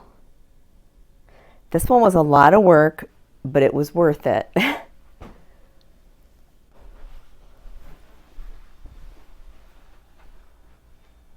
Look at how massive this quilt is. Oh, it's gorgeous. Love it. Oh my goodness. For reference purposes only, I am 5 foot 3 inches. It totally covers me. Until next time on the Sewing Channel, take care.